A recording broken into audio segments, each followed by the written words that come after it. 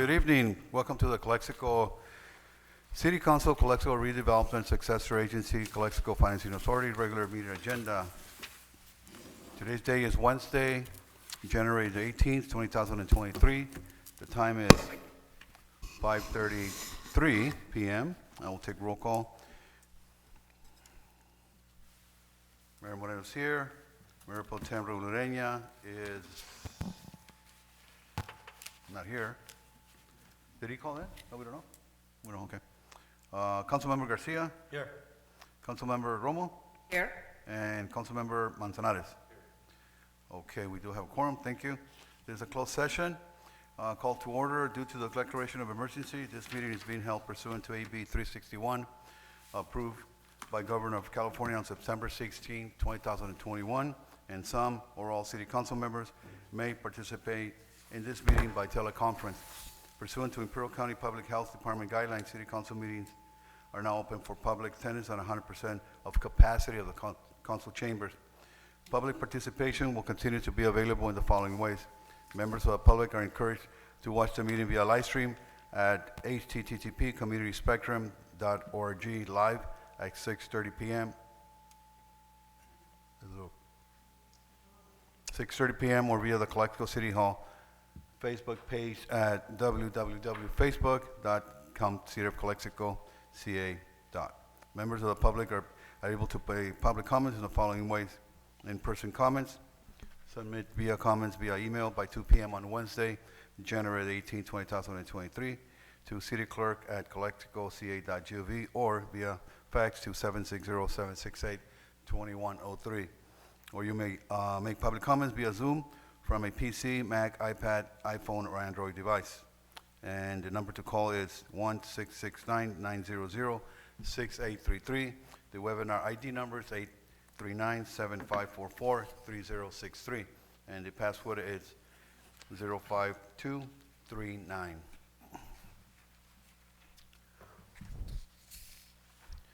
Next item is public comments, not to exceed 3 minutes. This is the time for the public to address City Council on closed session items only. The mayor will recognize you when we come to the microphone. Please say your name and place of residence for the record. While members of the public are encouraged to participate, it is unlawful to disturb or delay City Council meetings with personal slanderous remarks. The City Council is prohibited by state law from taking action or discussing items not included on the printed agenda. Please direct your questions and comments to the City Council. Do you have any public comments today? No, sir, I haven't received. Nope. Okay. Any members from the public? Nope. Okay, next item is adjourn to closed session. A closed session of the City of Calexico, Calexico Community Redevelopment Agency, Successor Agency, Calexico Financing Authority may be held in accordance with state law, which may include, but is not limited to, the following types of items: personal matters, labor negotiations, security matters, providing instruction to real property negotiations, and conference with legal counsel regarding pending litigation. The closed session will be held in City Hall Conference Room located at 608 Heber Avenue, Calexico, California. Any public comment in closed session items will be taken before the closed session. Any required announcements or discussion of closed session items or actions following the closed session will be made in the City Council chambers, 608 Heber Avenue, Calexico, California. And we will adjourn to closed session at 6:37. Good evening, please come to order. Welcome to the Calexico City Council, Calexico Redevelopment Successor Agency, Calexico Financing Authority. This is an open session. Time is 6:33, and I'll call to order. I will make a note that Mr. Vice Mayor Raul Ureña was here present at 5:45. Okay, call to order. Mayor Moreno is here. Mayor Pro Tem Raul Ureña. Here. Councilmember Camilo Garcia. Here. Councilmember Gloria Romo. Here. And Councilmember Gilberto Manzanares. Here. Thank you. We have a quorum. Please stand for the Pledge of Allegiance.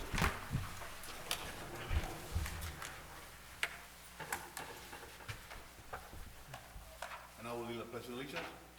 Ready? Begin. I pledge allegiance to the flag of the United States of America and to the republic for which it stands, one nation, under God, indivisible, with liberty and justice for all. Please remain standing. And Mr. Ureña, can you help us with the mission statement pledge? City of Calexico mission statement.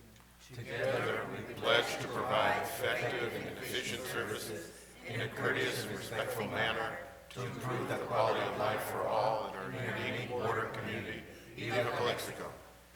And Ms. Romo, can you help us with the invocation?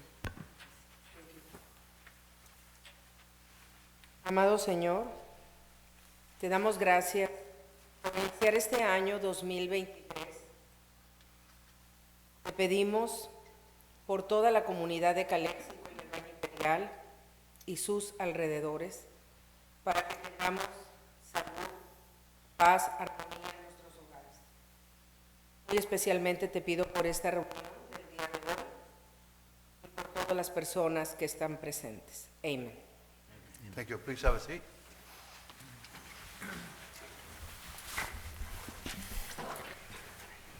And our next item is closed session announcements. Mr. Mayor, the council heard 2 items in closed session, and there was direction given to council, no other reportable action. Thank you. Then our next item is approval agenda. We're going to table item number 13, and I am going to make request a motion for approve the agenda. Motion. I have a motion to approve the agenda with one change, Mayor. Okay. Item 18 for after public comment is possible? Okay, so you move item number 18, which is the last item on the second to last After public item, comments, yes. and we'll move it to the after Move. public comments And table 13? and table. Yeah, yeah, and table item number 13, yeah. and table 13, correct. Yeah. Second? Okay, second by Mr. Ureña. All in favor? Aye. Aye. Abstain? No one? Motion carried. Thank you. Announcements. This proceeding can be viewed on the City of Calexico website at www.calexico.ca.gov the Friday following the City Council meeting. Committee office hours with Mayor Moreno will be held by appointment. Please contact the City Clerk's office at 760-768-2102 to schedule an appointment. And you have something? Yes, Go Mayor. Due to technical difficulties, the Zoom link for tonight's meeting has changed. The link is available on the city website on the agenda for tonight's meeting, and has also been emailed to all the persons who have requested to receive the agenda. And the webinar ID code is 894-0850-8740, and the passcode is 167041. Thank you, Madam Clerk. Our next item is the presentations. Tonight, we have a distinguished guest, Mr. Raymond Ray Castillo. Supervisor Castillo, tonight you are being honored for your notable public service and your significant contributions to the City of Calexico. Your service includes over 2 decades public service with the Imperial County Board of Supervisors, where you held positions as chairman. You also have 1 term as mayor, and you also have service with planning commissioner for the City of El Centro. In addition, and I know this very well because I worked with you when we were law enforcement, over 34 years of law enforcement service to Imperial County. Thank you for that. And for that, Mr. Ray Castillo, I'd like to present you with our award to you on your distinguished service, and it reads like this. Presented to Mr. Ray Castillo, Imperial County Supervisor, District 5. In appreciation for your service and dedication to the citizens of Calexico throughout your 12 years as a member of the Imperial County Board of Supervisors, and then we have City Council, yours truly, Mayor Moreno. We have Mayor Pro Tem Raul Ureña, Council Member Camilo Garcia, Council Member Gloria Romo, and then Council Member Gilberto Manzanares. Today's date is January the 18th, 2023. Thank you for your service, please.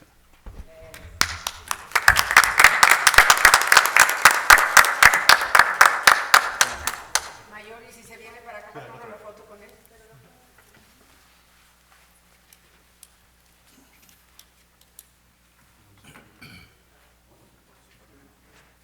Vamos a tomar una foto con él. Vénganse primero va a decir unas palabras. Okay, thank you. Okay, good evening. First of all, thank you to the City Council for this recognition. You know, we serve in the community, not looking for recognition, but when you do get recognized, it's a good feeling. And it's rewarding. I mean, makes you feel like, okay, I accomplished something. So I never realized, but the years go by so fast. I was born in Calexico in 1948, so that makes me 74 years old.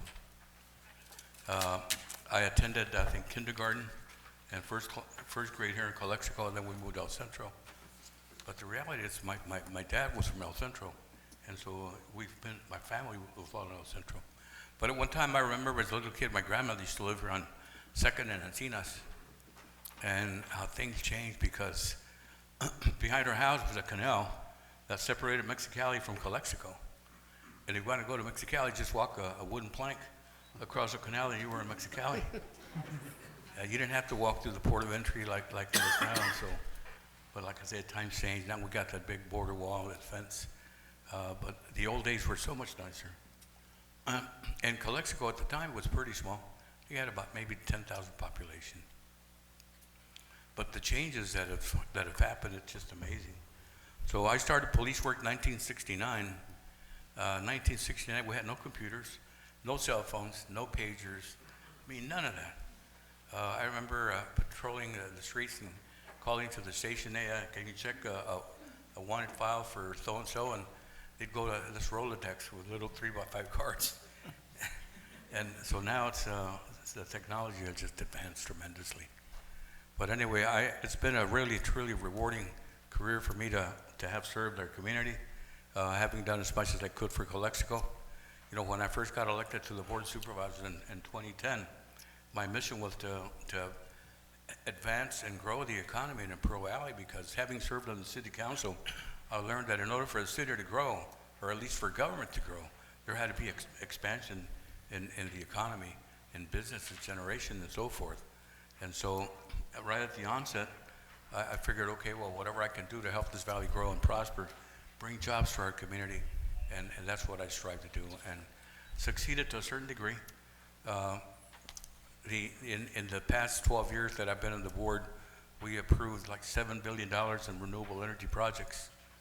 And then, of course, the better part that was coming was the Lithium Valley, and I was hoping to be a part of that, but I'll still be able to be a part of that, promoting and helping businesses get established here in the valley.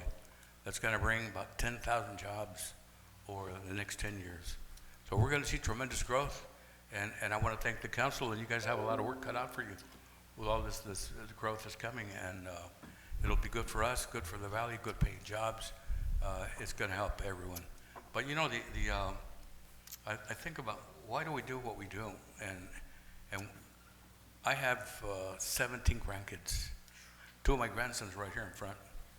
I have 9 grandsons, 8 granddaughters, and 3 great-granddaughters. And they all live here in the valley. You know, and so what I do is I do for them so that when they have a good future, when they grow up, have good paying jobs, and they stay here. Because it's been, over the years, I've seen families that their kids grow up, they go to college out of the valley, and they never come back. And I think that's sad. So to keep my grandkids here, I thought we got to expand the economy, bring good paying jobs, and I know that they're going to do well. But aside from that, I'm really proud of the work that you guys are doing in Calexico. Esperanza, I know you're doing a great job too as city manager, and nothing but good things are going to happen for this community. For years, we've been a stagnant growth. In 2005, we had the housing crisis that lasted all the way to 2010. And things didn't start coming around till 2012, 2013, 2014. And now, of course, COVID hit, and it set us back again, but things are going to come back. I think there's still a little bit of traces of COVID, but we're going to get beyond that. And so I expect nothing but good things, and I'll continue to be here to work with you guys and hopefully make things happen, make economic development happen and take off. I was talking to Tim Kelly from IVEDC, and he was saying that right now, and for the next 10 years in the pipeline, there's about $20 billion in projects that are coming to the valley. $20 billion. That's 3 times the solar that was built here in the last 10 years. So it's going to be, we're going to see a lot of good things happen in the valley. And with that, thank you very much, everybody. God bless you. Thank you. Hey, Ray.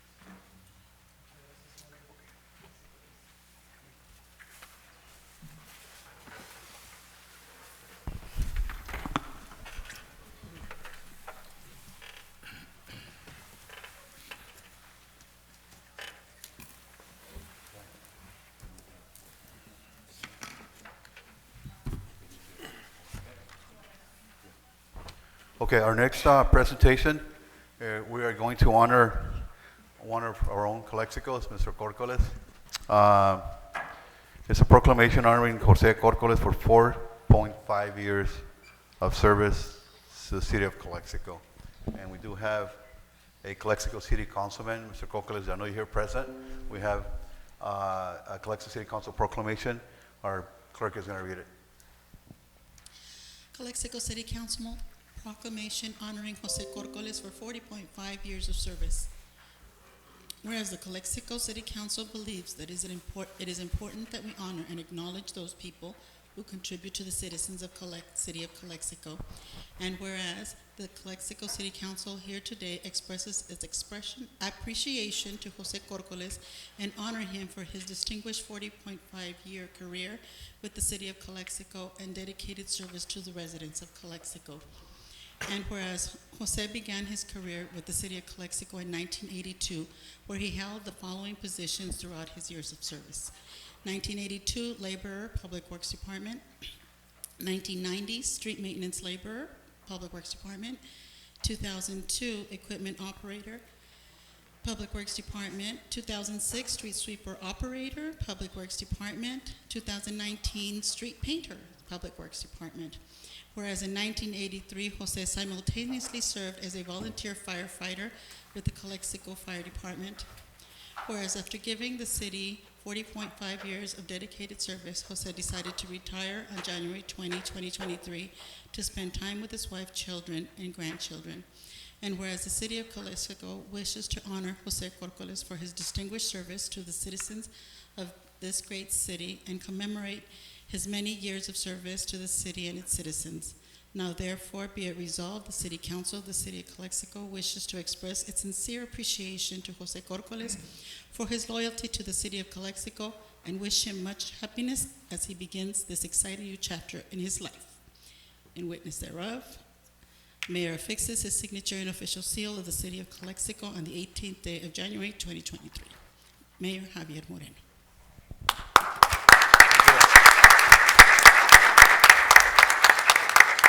Mr. Corcoles, we have a nice plaque for you for your dedication. Really appreciate that on behalf of the City of Calexico and our staff here, our city council member. And you and I started well back in 1980, and I know you very well, your family, and thank you for your service.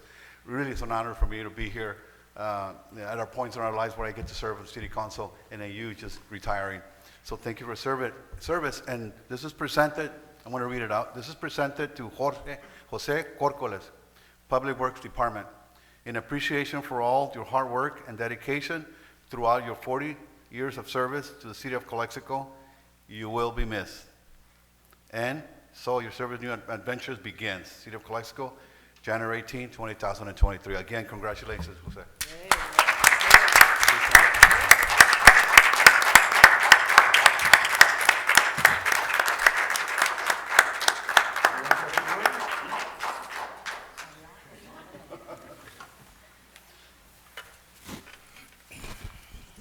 I'm not very good at sitting on a microphone, but I just want to thank the City of Calexico for me all these 40 years. and want to visit the city. So that's it. Thank you. Thank you.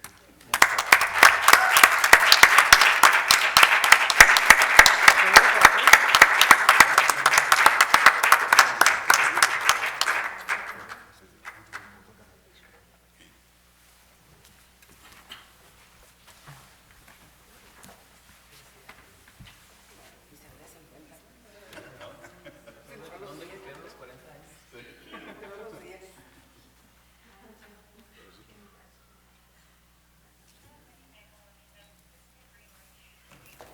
Thank you, everybody.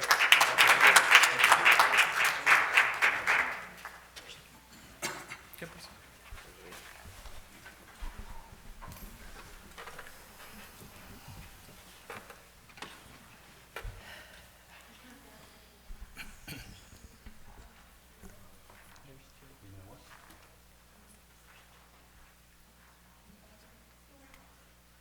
The next one, right?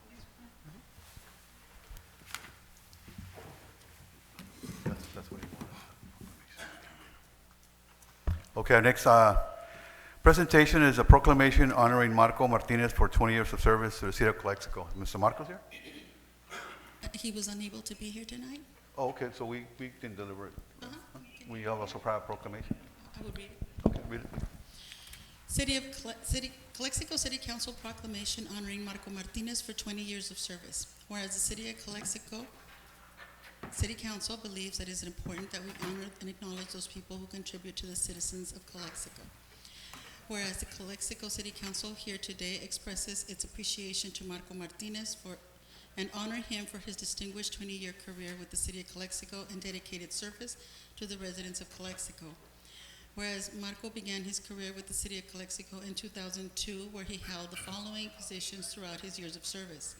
2002, he was laborer with the Public Works Department. 2017, water treatment plant maintenance worker, Public Works Department. Whereas after giving the City of Calexico 20 years of dedicated service, Marco decided to retire November 28, 2022, to spend time with his family. And whereas the City Council wishes to honor Marco Martinez for his distinguished service to the citizens of this great city and commemorate his many years of service to the City of Calexico and its citizens. Now therefore be it resolved, the City Council of the City of Calexico wishes to express its sincere appreciation to Marco Martinez for his loyalty to the City of Calexico and wish him much happiness as he begins this exciting new chapter in his life. In witness thereof, Mayor fixes his signature and official seal of the City of Calexico on this 18th day of January 2023. Javier Moreno, Mayor, City of Calexico. Thank you. A big round of applause for Mr. Marco Martinez. Also have a plaque for him. I'm going to read out to what it says. Presented to Marco Martinez, Public Works Department, in appreciation for all your hard work and dedication throughout the 12 years of service to the City of Calexico. You will be missed. And so your new adventures begin. City of Calexico, January 18, 2023. We want to make sure he gets it in person. Also, he's going to get the proclamation. And Mr. Corcoles, I forgot your proclamation too, so I'll take that to you.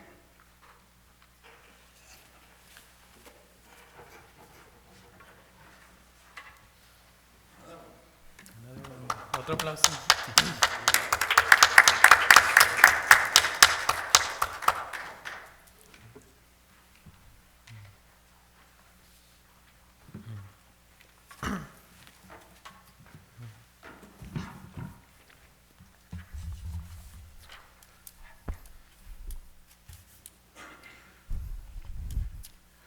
Our next item is public comments and public appearances, not to exceed 3 minutes. This is the time for the public to address City Council on any item not appearing on the agenda that is within the subject matter jurisdiction of the City Council. The mayor will recognize you, and when you come to the microphone, please say your name and place of residence for the record. While members of the public are encouraged to participate, it is unlawful to disturb or delay City Council meetings with personal slanderous remarks. The City Council is prohibited by state law from taking action or discussing items not included on the printed agenda. If the item you wish to comment on is on the public portion of the agenda, we will take your comment when we get to the item of the agenda. Please direct your questions and comments to the City Council. Do we have any public comments? Okay. Anyone public speaking? No? Okay. For which item? For. Okay. Yes, when we get to the item, you can speak on it. Thank you. Does he want to be general? Oh, you also want to have a general comment? Okay, please. We'll get to you.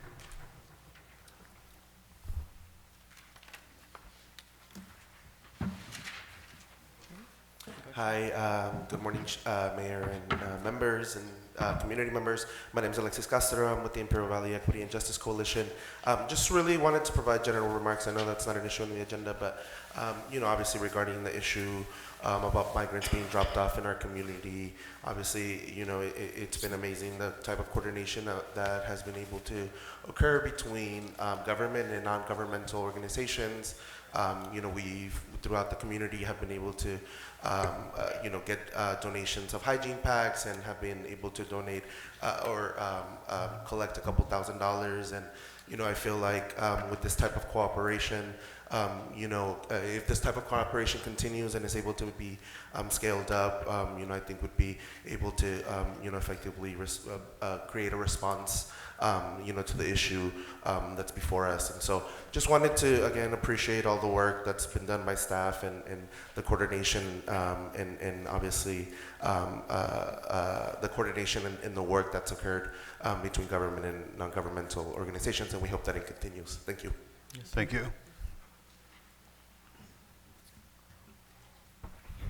Okay.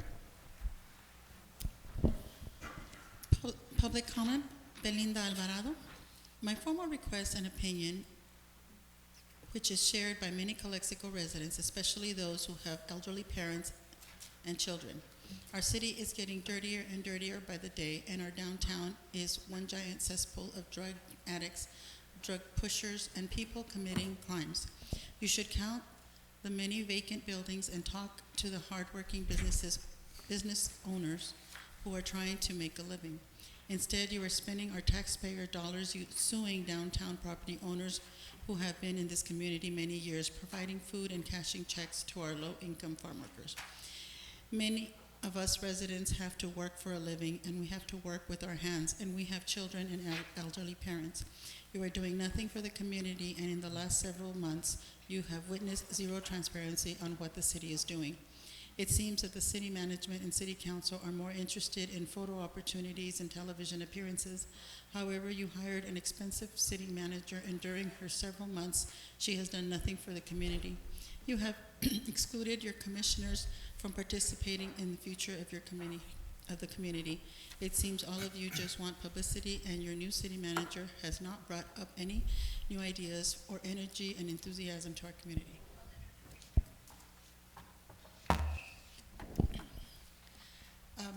Comment from Griselda Herrera. Greetings. Ms. Griselda Herrera, and I'm resident of Calexico. My address is 997 Santa Ana Street. I am respectfully requesting for the second time a traffic study and potential speed hump placement on Rancho Frontera Avenue. There is no speed limit signs on this residential zone. Traffic is heavy and drivers are always speeding at high speeds. I am concerned for the safety of our neighbors, which include children, senior citizens, and pets. We have had several accidents already. Please also consider painting street crossing lanes on the intersection of Santa Ana Street and Rancho Frontera. I have collected pictures from all the neighbors affected by this problem and petitioning these requests. Please see attached document. If you need more signatures, please let me know. I thank you in advance for your time. Griselda Herrera. Okay, thank you. Anyone else online? No? Okay, our next item is city manager report. No, item 18, Mayor. Oh, sorry, yes. We are going to item number 18, Public Works Department, Public Division, Parks and Landscaping, Maintenance Schedule, Public Works Manager.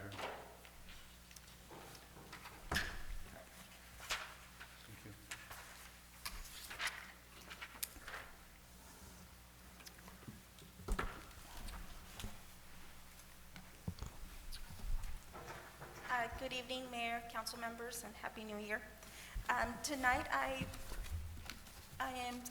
back in December 21st, during our city council meeting, Council Member Romo requested that I present the Parks Division Parks and Landscape Maintenance Schedule. So attached to your agenda item, you will find 3 schedules. The first schedule is our 4-day work week. Our second schedule is the 5-day work week. And then our third schedule is the green areas that we do once a month. Please note that we try to follow the schedule as much as we can, but sometimes when there are holidays, special events, I have to use our Parks Division employees to assist me with that, so sometimes we do fall behind. Also, to remind you that our Parks Department only has 3 full-time employees plus 1 crew leader.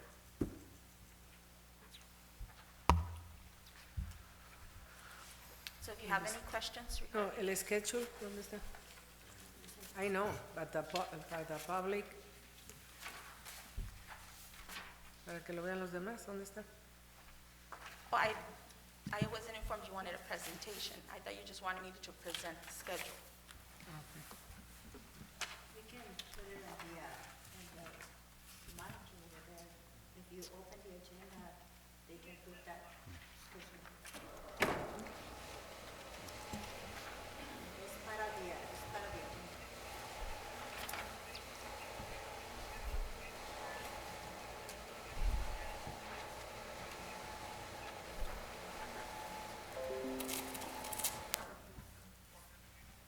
Is there a question that you may have on the schedule?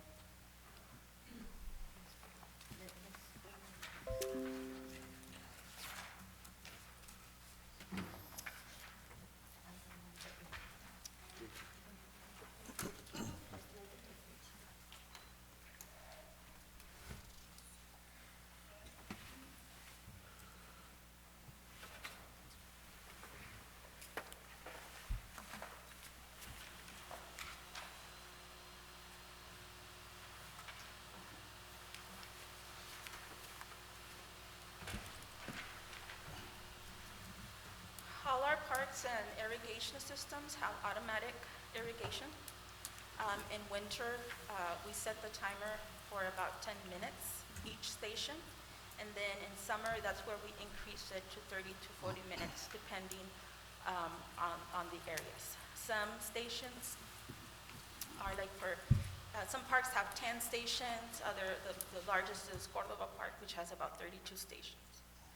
And we begin to irrigate like 11 p.m. all the way to 4 or 5 a.m.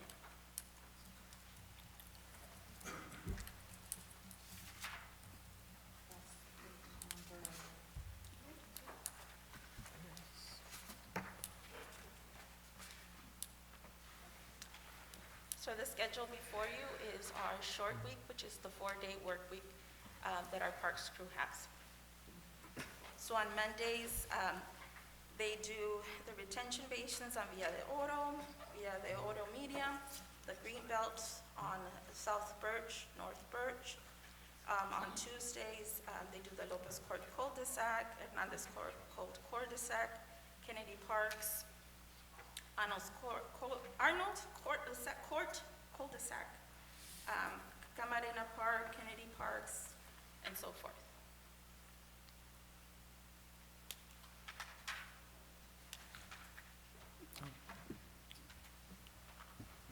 I do have a recommendation of sorts. Tengo una recomendación. This is with the full understanding that your department is overworked from an administrative capacity, from a labor capacity. There's just not enough laborers in your department. One thing I was noticing when I was looking at the schedule is the amount of days it takes to mow cul-de-sacs and parkways, specifically like parkways on Andrade. I think just there would be a great savings in labor hours if the if we were to switch to desert landscapes specifically for cul-de-sacs and parkways, things that are not parks that you just drive by, you know, so that we could focus our resources a little bit more towards park grassy areas as opposed to grassy areas that you look at when you're just driving. Just to, Ms. Romo?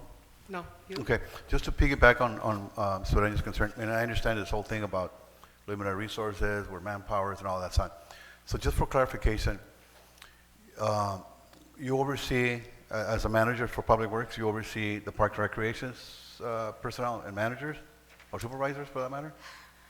Well, we haven't had a director of public works for probably 5 years now.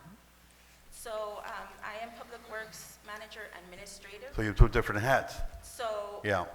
my job description is not to manage the public works department, but Okay. because we're supposed to have a director.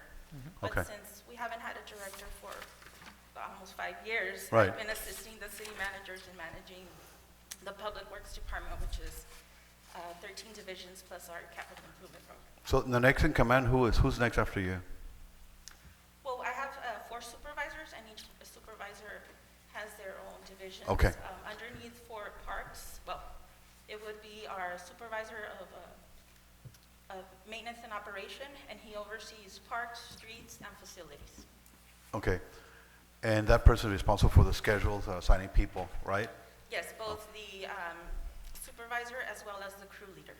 Okay, and also I remember, didn't we here approve some positions from part-timers to full-timers, I think, in the past, didn't we? Yes. What happened to those? So there were originally 4 part-timers, but one is no longer working with us, so we have 3, and those they're being turned into full-time maybe in the last 4 weeks, more or I less. think it was in the mid-December, Yes. they became full-timers. Yes, So we have our permanent part-time park laborers became full-timers.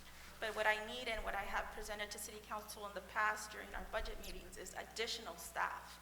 I'm very grateful that we were able to, have these permanent part-time positions become full-time, but it just added an hour extra to their load. But I need more employees, more equipment to have at least 2 crews.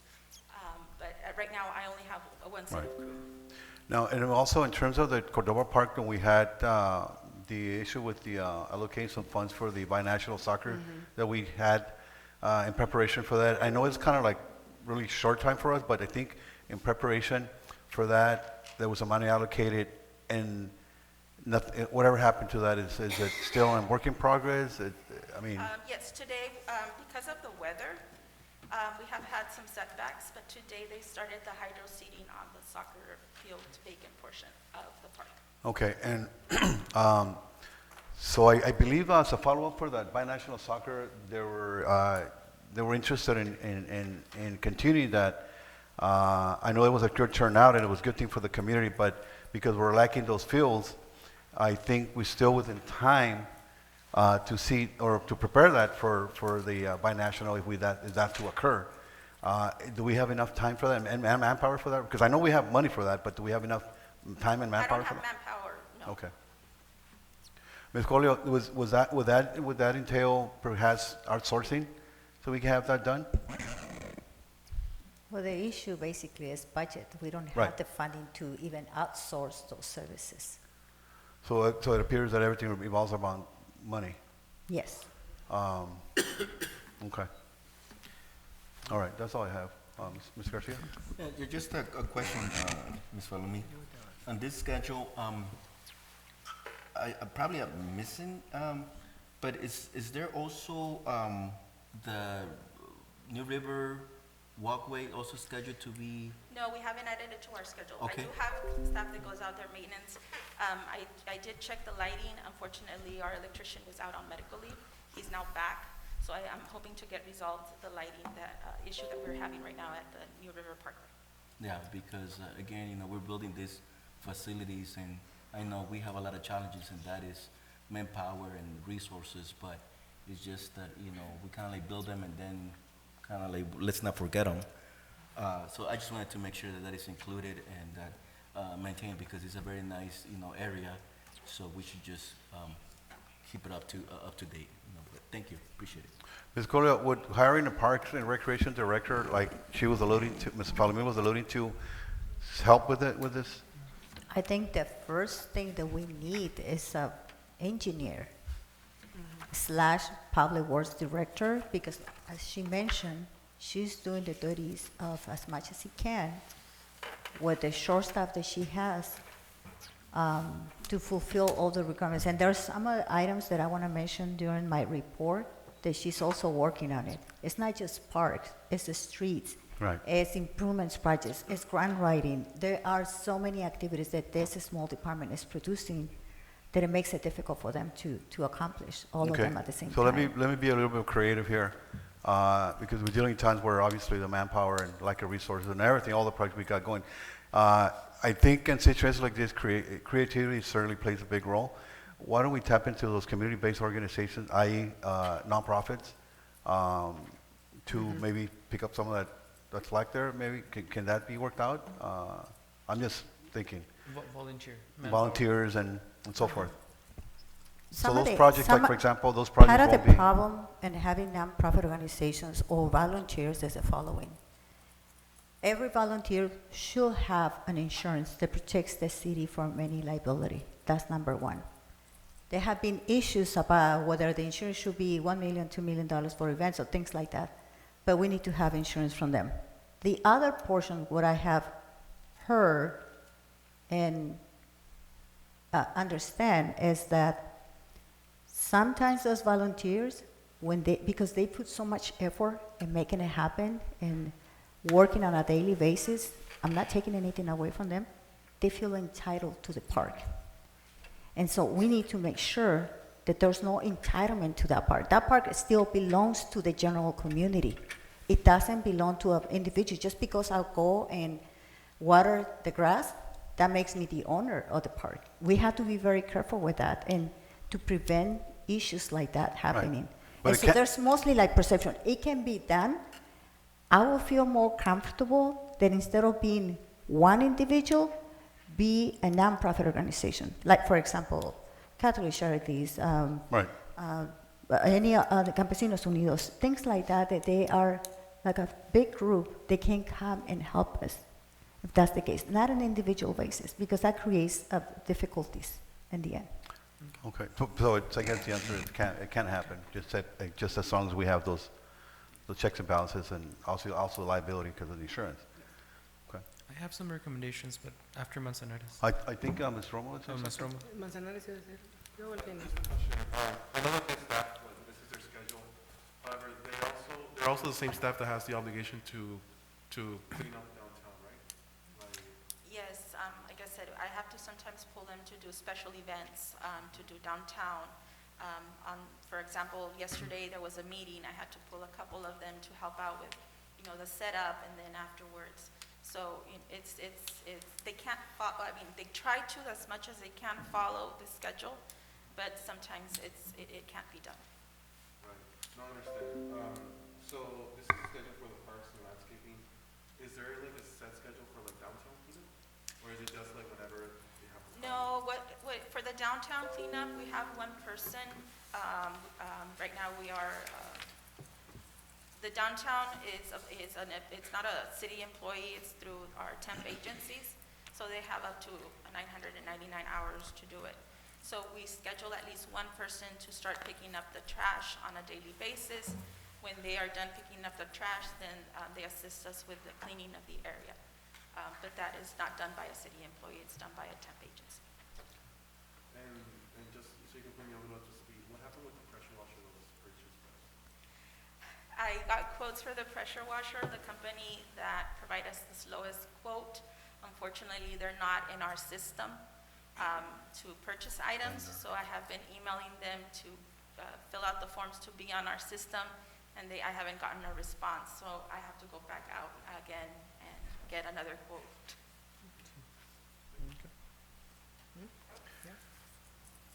Yes. Ok. Voy a hablar en español porque se les olvida que más del 90% de las personas hablan en español en esta ciudad de Calexico que representamos y que no tenemos traducción. Y eso es muy importante porque la mayoría de... Yo traje este Aiden y lo he traído durante 2 años y me siento muy desangelada, muy preocupada, muy decepcionada. No sé cómo decirles. He recibido quejas por todos lados.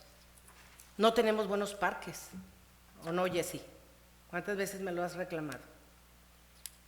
¿Saben qué?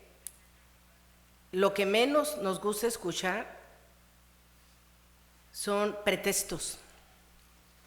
Esta ciudad de Calexico, aquí está usted que se retiró de 40 años, me imagino que también sufrió necesidades, no tuvo a lo mejor algún día equipo para trabajar, pero tal vez por amor a su trabajo, por amor a Calexico, pues le metió ganas y a lo mejor usó hasta herramientas que usted mismo tenía.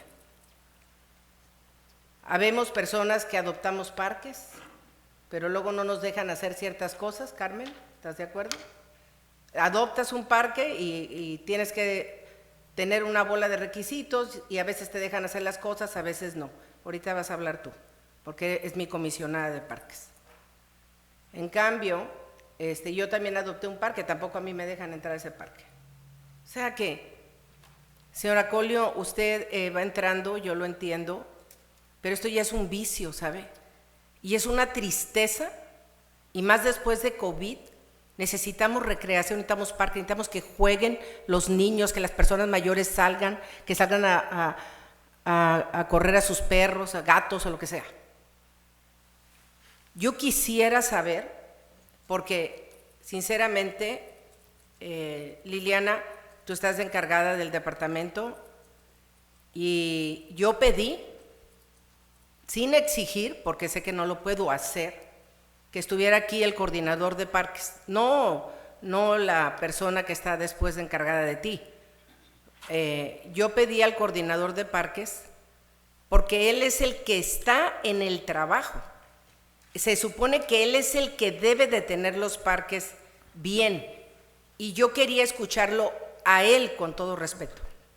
No le puedo exigir, estoy bien, obviamente no le puedo exigir, pero me hubiera gustado mucho la humildad de este trabajador que hubiera estado aquí para explicarme algunas cosas que quiero saber. No te las pregunto a ti porque no todo lo puedes saber.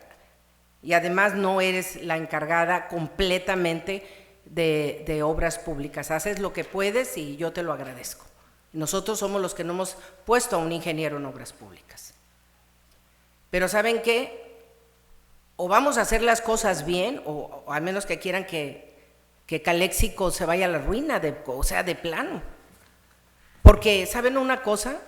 La señora Colio entró aquí y una de las cosas y las primeras cosas que le pedimos a la señora Colio, y usted lo recordará, es que usted reorganice los departamentos, reorganice administrativamente todos los departamentos de la ciudad.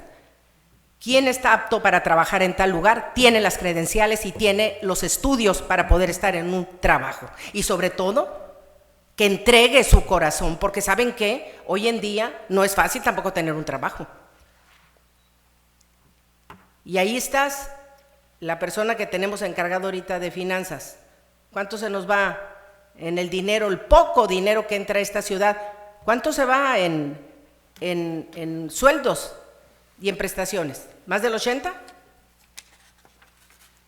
Entonces, ¿quién nos queda? ¿20%? ¿Quién se pone a bajar grants? ¿A quién se le ha ocurrido bajar grants para tener a los parques mejores? O sea que si el vecino, usted o quien sea quieren ir a un parque a hacer labor voluntaria, pues fíjate que no puedes porque tienes que tener una bola de requisitos y tienes que estar asegurado porque a lo mejor te caes y me puedes demandar. Come on, de veras, o sea, hay reglas, hay códigos que podemos cambiar. ¿Qué pasa? No los hemos cambiado. Hay muchos códigos que podemos cambiar, pero tenemos abogados. Tenemos toda una firma de abogados que nos cuesta bastante tenerla aquí en Calexico. ¿Por qué no hemos cambiado códigos? Para ser más accesible a que las personas puedan estar en los parques y tener parques dignos de Calexico. Miren nomás, 15 parques, tenemos 15 parques, 44.81 acres, 15 parques, cama. Con mi representante y mi comisionada, la señora Carmen Estrada, que conoce todos los parques mejor que yo, me fui, he dado, no sé qué tantas veces he ido con la señora a dar vueltas a los parques, y pues, sinceramente deja mucho que desear los parques. Estamos buscando un parque precisamente para que jueguen fútbol americano los niños, para que vuelva el fútbol americano. Encontré el Parque Rodríguez. Estaba cerrado, Jessy, con candado. Hablé con la Sister Lupita, claro que sí, o sea, que hay un contrato, un convenio, o sea, por favor, todos los parques en el mundo son públicos. Ningún parque debe de estar cerrado con llave. Es como decirle a los contribuyentes de la ciudad de Calexico, ¿sabes qué? Gracias, hicimos este parque, pero no puedes entrar. O sea, es contra la ley. ¿Por qué no se fijan en eso? En eso estamos fallando. ¿Por qué me tienen encerrado el parque que está atrás de la librería? ¿Por qué lo cierran? Es público, es de la gente, no es de ustedes, no es de un grupito de gente. Es público, señora Colio, y eso debe de estar abierto. Y el Parque Rodríguez también. Y si usted quiere hacer un convenio con la escuela Vincent, hágalo. Pero vamos a ver de qué convenio. Pero que ocupamos ese parque para que los niños juegan fútbol americano, eso sí. Y tienen que pagar también. Y tienen que limpiar también. O sea, no es posible. ¿Desde cuándo está eso en propiedad de una escuela cuando es un parque público? Sinceramente, no lo sé. Pero nadie hace el trabajo. Estamos aquí para representar al pueblo, como usted una vez me lo dijo y me lo reclamó, señora Liliana. Cuando me dijo usted, yo estoy aquí para cuidar a la ciudad de Calexico. ¿Se acuerda que me lo dijo? Para protegerla. Ah, muy bien. Y yo le dije a usted, ¿yo para qué estoy aquí? Estoy aquí porque represento, mire, atrás a toda la ciudadanía para la que usted trabaja y gana su sueldo. Y necesitamos resultados. Ya, como sea. Tener la iniciativa de poder hacerlo. Ya tienen una nueva administradora. Yo veo muy poca gente trabajando con la administradora, con todo respeto. He venido días aquí y está sola trabajando. Si no están de vacaciones, no vinieron, tienen COVID, o es una bola de pretextos. El caso es de que la señora la he visto no sé qué tantas veces trabajando sola. Así como vamos a salir adelante. Tenemos 7 parques de béisbol. ¿Qué es eso? Yo no veo aquí en esta lista, señora, que haya puesto usted tantos parques para soccer. No veo una no veo aquí. Y tenemos más de 3,000 niños en soccer y 300 en béisbol. O sea, 7 parques para... que por cierto todos están verdes.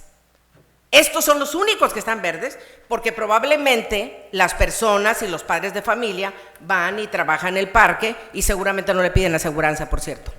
Pero, porque los he visto en las redes sociales, y qué bueno que así sea. Pero yo creo que alguien tiene que fijarse muy bien lo que está pasando. Tiene usted un coordinador de parques que es presidente de la Liga de Béisbol, señora. Y ya se lo he dicho desde hace 2 años que entré yo aquí. Qué casualidad que 7 parques nada más están verdes. Ahora, por otra parte, 27 áreas verdes, 66.26 acres. Ok, ¿de qué áreas verdes estamos hablando? ¿De retention bases o de qué estamos hablando? No sé, pero tenemos 27. Yo me imagino que son retention bases, ¿verdad? Son retention basins, son como por ejemplo por la Andrade, por la 98, todo. Ok, esas hay como unas 4 o 5.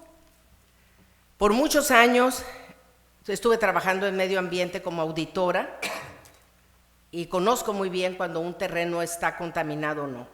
Yo les aseguro a ustedes que 3 de estos están contaminados y están en fraccionamientos. ¿Por qué? Porque nunca los tocamos. Las aguas se quedan ahí, se estancan, se hacen negras. ¿Sí? Eso es lo que tenemos. Hay que decir las cosas como son, señores. Otra cosa que tenemos aquí, 6 City Facilities. No sé qué es eso. 4 parkings. Ok, no veo aquí ningún parque. ¿Por qué no puso ningún parque de soccer? ¿No hay? We don't use parks for soccer. The soccer fields are the retention basins. ¿Se fijan? Córdoba Yo creo, Park- señora Colio, que sinceramente necesitamos cambiar Calexico, señora, de veras. No es posible venir a sentarnos aquí y seguir escuchando pretextos, que si hay gente, que si no hay gente. O sea, ¿hacemos el trabajo o no lo hacemos, oiga? Por eso pedí este schedule. Yo quisiera que la ciudadanía entendiera este schedule. Yo lo quisiera que lo entendiera, porque ni yo lo entiendo. Son 365 días del año, tantos días se trabajan, los demás son días festivos, ok. En los días que se trabajan, ¿qué parques se van a visitar? ¿En cuántos meses? Tiene 12 meses. Yo quería eso, que se presentara, pero yo sinceramente, la verdad no sé cuándo vamos a seguir o cuándo van a ir a visitar un parque. Entonces, quisiera, señora Colio, de veras pedirle a usted, haga lo que sea necesario, pero por favor, necesitamos tener parques limpios. Me tocó hacer una inspección porque andaba ahí, como siempre, viendo los parques. Hay gente que, como Lupe, que se dedica, que estuvo aquí con nosotros, que se dedica a cuidar mucho un retention. Es fabuloso ese hombre. No nos pide nada, pero no es su trabajo, ¿verdad? Pusieron una válvula en el parque Carmen Estrada, ¿no? Esa válvula nomás, yo fui testigo, la pusieron, ahí la dejaron, creo que ya te hace 10 días. El parque está seco, no lo abrieron, los motivos que sean. El caso es que se atoran las cosas. Entiendo que no hay personal, señora, pero ¿sabe qué? Necesitamos, y le pido a usted y a todo el personal, que nos pongamos las pilas, a menos que quieran que Calexico se quede abajo, pues. Que la gente se siga burlando, pues, de Calexico. No sé. Uno en la vida cuando tiene un trabajo, aparte de darle gracias a Dios, uno lo cuida, lo atesora. ¿O no? ¿Por qué no duró 40 años usted? Por algo debe de haber sido. Eso es bonito. Imagínense 40 años soportando todo esto, ¿no? Hay que ponernos la camiseta de la ciudad, hay que ponernos a trabajar verdaderamente con la señora Colio, y no por la señora Colio, que ella es la administradora, sino por toda la gente de aquí de Calexico, por nuestras personas mayores, por nuestros hijos, por nuestros niños. Por Dios les pido que nos pongamos la camiseta, de veras. Hay muchas cosas que hacer. Pero ya basta con esto de los parques. Tengo 2 años y cada vez estamos peor. Por eso pedí esto se publica en la web. Yo quiero, señora Colio, que usted publique esto en la web para que toda la población, y yo le voy a publicar por todos lados, y le pido en este momento y públicamente a mi comisionada, la señora Carmen Estrada, que haga usted, pida al presidente de la Comisión de Parques y Recreación y a la señora Norma, que aquí está presente, hagan una reunión lo más pronto posible, urgente, para que analicen todo este IDEM 18, Norma. A ver qué piensan ustedes los comisionados y vengan aquí y nos digan qué ideas tienen para salir adelante. Se los pido humildemente y con todo cariño y con todo mi corazón. Muchas gracias, mayor. Perdón por extenderme. Gracias, Ramón. Antes de que respondan ni los comisionados, ni los staff de la ciudad. Con todo respeto, señora Romo, entiendo mucho su discurso, estoy de acuerdo, pero pusimos este item aquí para otorgar soluciones, actuar como cabildo, porque desangelados con los empleados no deberíamos estar, porque aquí los empleados se han esmerado para hacer lo posible con los pocos recursos que nosotros les hemos otorgado.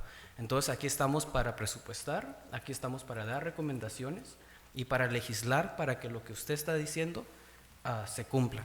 Entonces yo en mi breve conversación aquí con la señora Falomir, con este schedule, le di una recomendación, quitar un 25%, a lo mejor alocar ciertos fondos ARPA para quitar un 25% de las horas laborales, que verdaderamente a lo mejor son innecesarias porque no son parques, son vías de automóviles que no necesitan que estar verdes, pueden ser tipo desierto.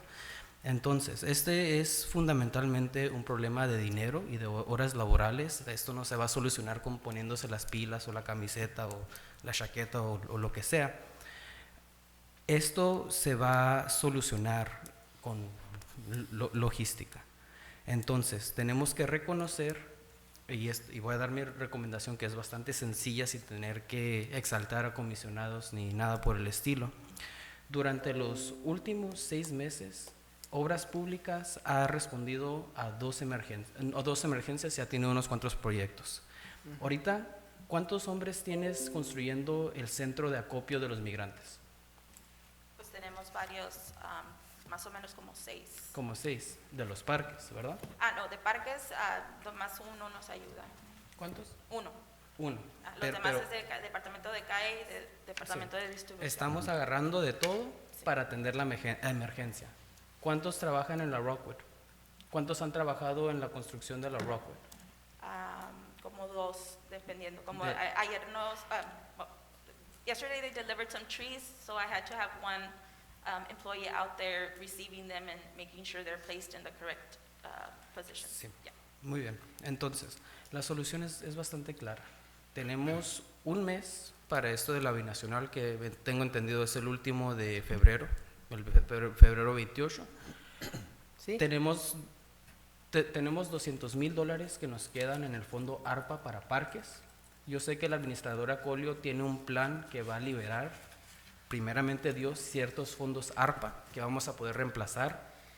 De ahí, pienso que lo más sensato, si la señora Falomir ahorita nos está diciendo que no tiene presupuesto para el labor temporal, para llegar a cabo esas obras por las contingencias, por las construcciones, de esos 200,000 que nos quedan, hay que presupuestarle unos 50,000 para que termine la labor a tiempo, de manera que no sea variable, porque obviamente estamos prestándonos mucho labor de su departamento simplemente para existir.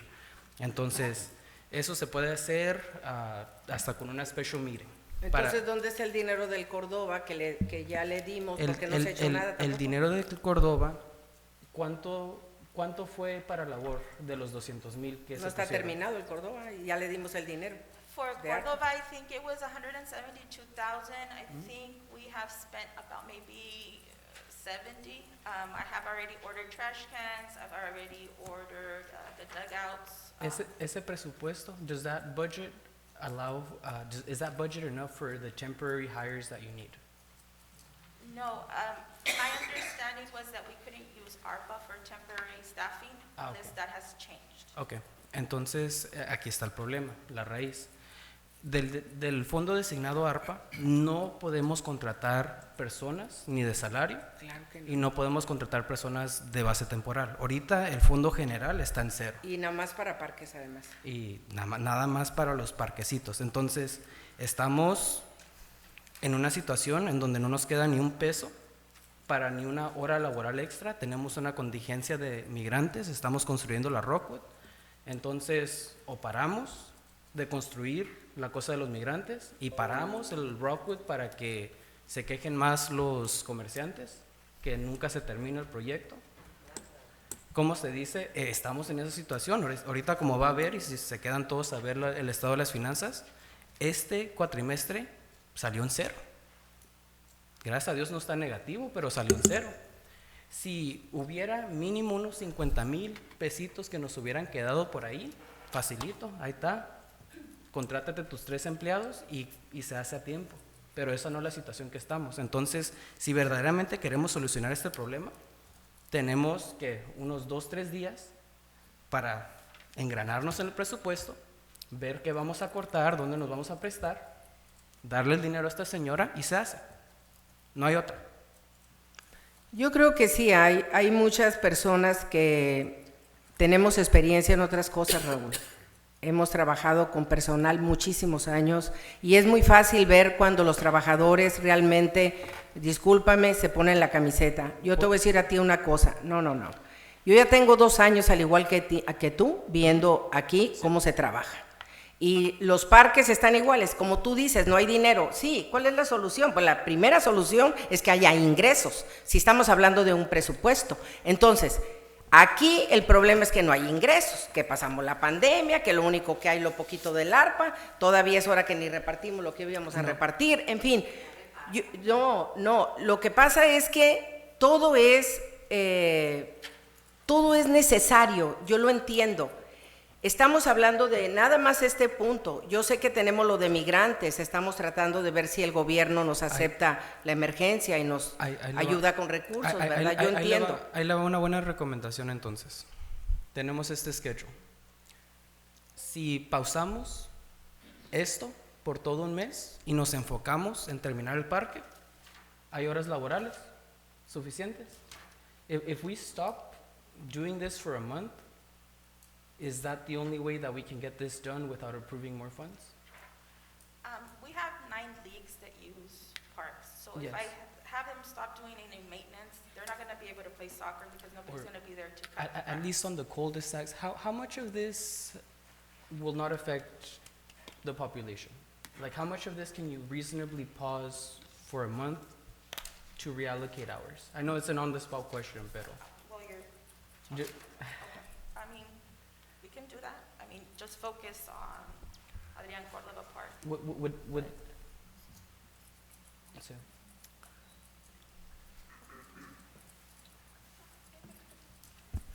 What we're gonna do, we're gonna coordinate Sí. to present a proposal in which we're gonna stop doing some work in some of those areas so that we can accomplish the other items. But it doesn't affect the current teams that are playing on those areas. of course, we're trying to avoid any Yes. any work that affects other leagues. Yes. You know, just for this critical month, porque Yes. estamos obviamente en corto de tiempo. Si a usted le parece bien, en unos 2-3 días podemos tener una special meeting Yes. con ese plan. We can Le- try le- to Ok, do it. lo del dinero del Córdoba que se dio, ¿ya se gastó el 100%? No se, No. ¿No? Ok. no se puede Eso gastar lo en tenemos salarios. que tener terminado. But it's only for equipment, just to be clear. No se puede gastar en el ARPA, en salarios, ni temporal, ni de planta. Ver lo del Parque Rodríguez también, a ver si podemos usarlo públicamente para jugar, le prometimos a los jugadores que ganaron recientemente fútbol americano. Necesitan Yes. un lugar donde jugar. Sí. Ms. Romo, can you give me the exact date for the binational? ¿Cuándo es la binacional? ¿Es el finales de marzo? ¿O digo de febrero? Ah, ok. 5 y 6 de marzo. Porque Ok. esos días Ok. son benditos. Esos 5 días van a ser benditos. Ok. ¿Sí? Aquí arriba, por favor.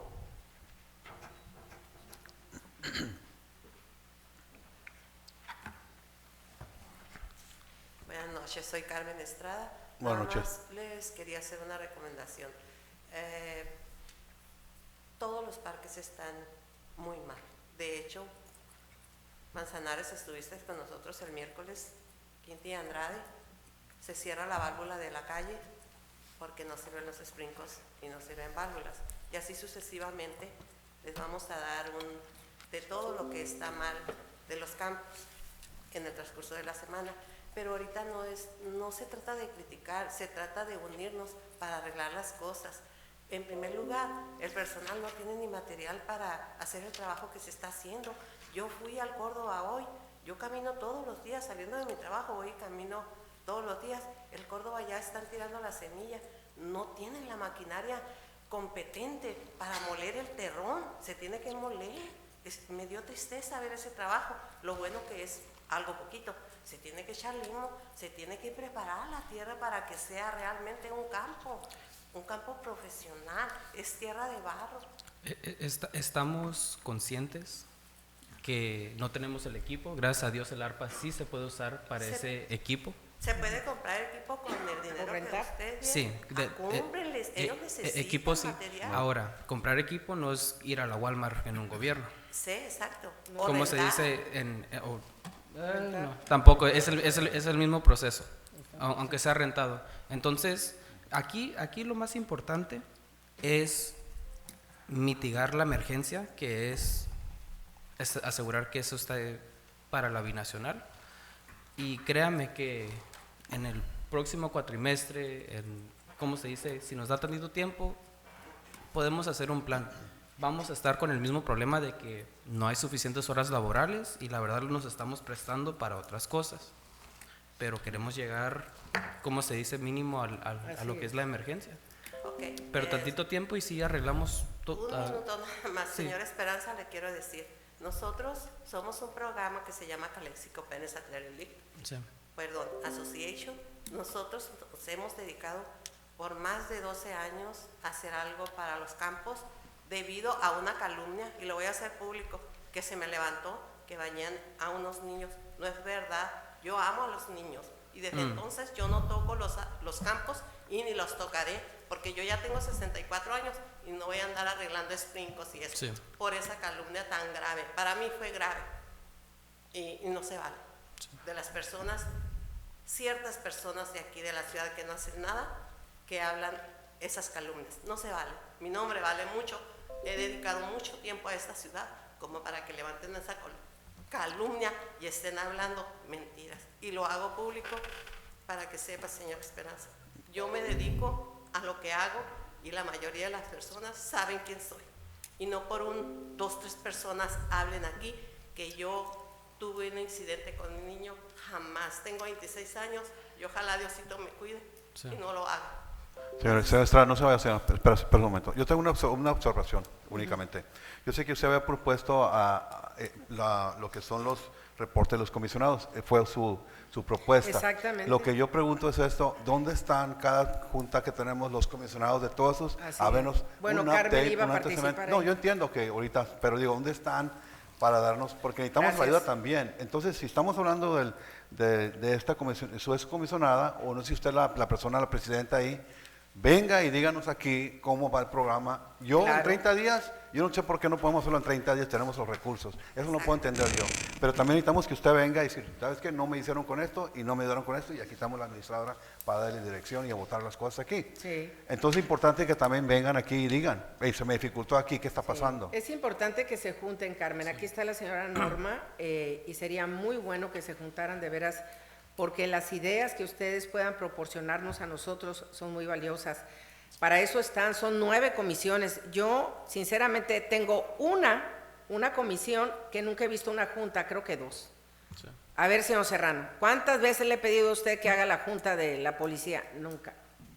Me dijeron, me engañaron que iba a ser tal día, me dijeron que iba a ser el otro día, en fin, son 2 años, nunca se ha reunido la comisión. ¿Para qué están las comisiones? Las comisiones son personas comisionadas sin sueldo que vienen, bueno, ahora les damos $50 por junta, que vienen y nos dan algunas ideas, propuestas.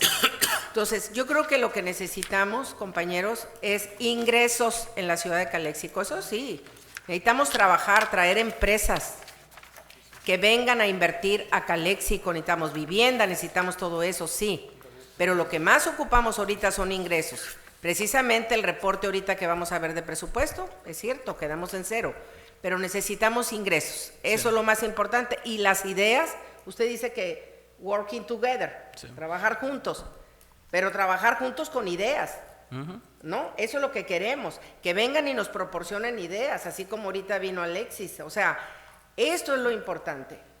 Liliana, sí, ojalá mañana puedas ir al campo y ver lo que están haciendo. Esa tierra se tiene que trabajar, tiene un terrón, no es bueno, es tierra de barro, tiene que echar, si no rentaron una máquina para que moliera ese terrón, tienen que echarle limo para que todo esté mejor, porque tiene que ser un campo bien, porque va a ser el único que tenemos.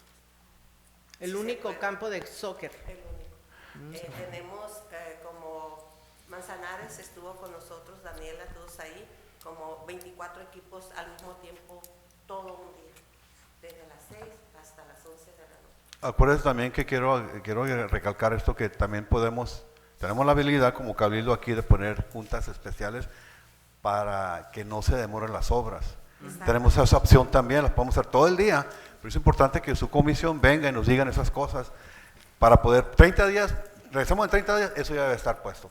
Sí, como dijeron que cada 3 meses son 4 juntas al año, es infructuoso, no es nada. Se puso nada más así la ordenanza, pero pueden hacer especiales cuando se Ok. necesite. También les quiero hacer otra recomendación. ¿Por qué no te eliminan el gimnasio? Que yo estoy en espera ahí en recreación para entrar a una clase. Tengo más de un año, no puedo entrar porque ¿Qué no gimnasio? tengo un lugar. El de Norma. Hace muchos años que estamos hablando de 3 y tal. Señora Estrada, le vuelvo a decir, las comisiones existen para eso, para que se hagan las juntas, y si no se pueden solucionar a ese nivel, vengan aquí con nosotros, y no solucionan, necesitamos la ayuda de usted, nosotros lo arreglamos aquí, pero para eso están los comisionados. Usted está ahí, arregle las cosas, ponga sus juntas, si no se puede, aquí están con nosotros para ayudarle. Esa es la comisión, el trabajo de la comisión. Muy bien. Gracias. Gracias a ti. Vamos a sacar esto adelante, no se preocupe. ¿Sí, Manzanares? Nomás quería comentar, yo no estaba en el Congreso en ese entonces, pero de veras, muchas gracias por el trabajo que ha estado tomando en estos meses, años de hecho, de múltiples sombreros, al igual que felicitarla por su trabajo por lo que hizo en Heber Park, ¿verdad? Que son millones de dólares para nuestra comunidad que se necesitan. Una vez más, entendemos que no hay suficiente dinero ni trabajadores. Vamos a tener que trabajar en ver cómo se pueden realizar con un salario mínimo para darle las herramientas que ocupan. Lo que se pueda conseguir. ¿Alguna otra cosa? Direction for that special meeting? Direction for. No, that was just information. Before I forget, Oh, no, for the special, pero una dirección. Sí, pero no, no, tiene no, una cosa que agregar primero. Un special This meeting. is only an informational item, just as a reminder, so if we can be, at the end of the meeting, you can Give request direction. item for the Okay. future. Sounds good. because Okay. I believe it was brought up by yourself that our soccer fields are detention bases, right? Do we already have a study regarding the toxicity regarding those fields? I haven't, well, since I've been in Public Works, I haven't seen one. I did get a price quote to do that, but yet again, if we do that and there we find something, then that will be eliminating 2 soccer fields. So, I mean, I can go ahead and work Ms. Picolio in getting more quotes to do that type of report, but if there is something wrong, as a city, we are liable, therefore we will need to stop using those fields.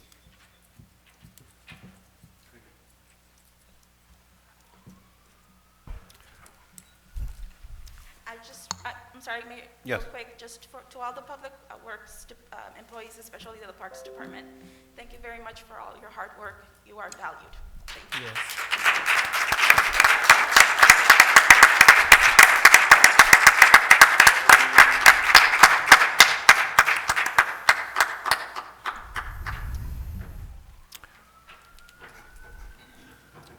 Our next item, Mr. Cortez, thank you.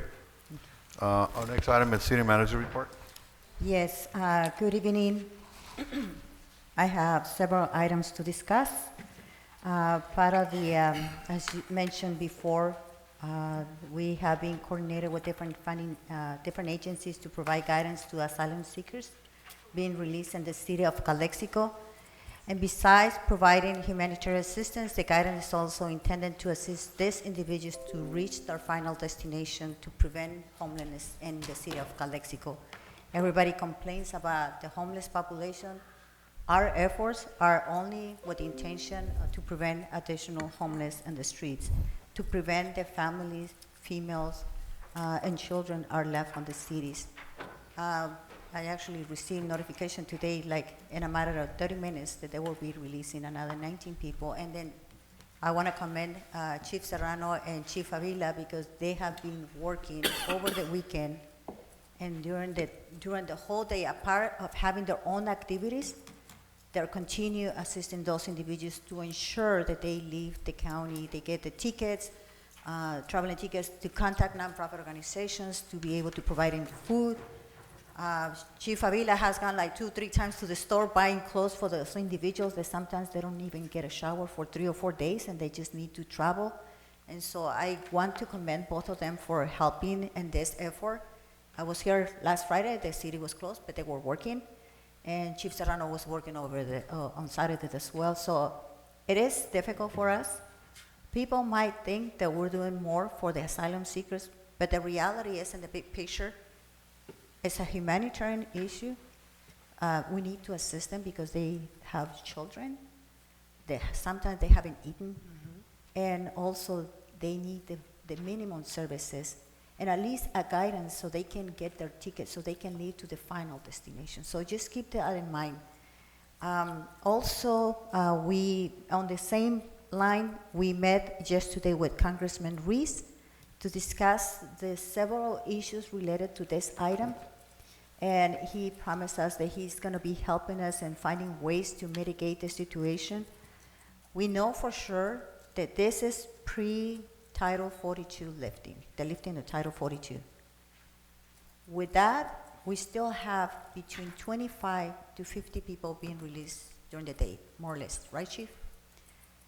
If Title 42 is lifted, be ready because there's more than 2,000 people in shelters in Mexicali waiting to cross the border.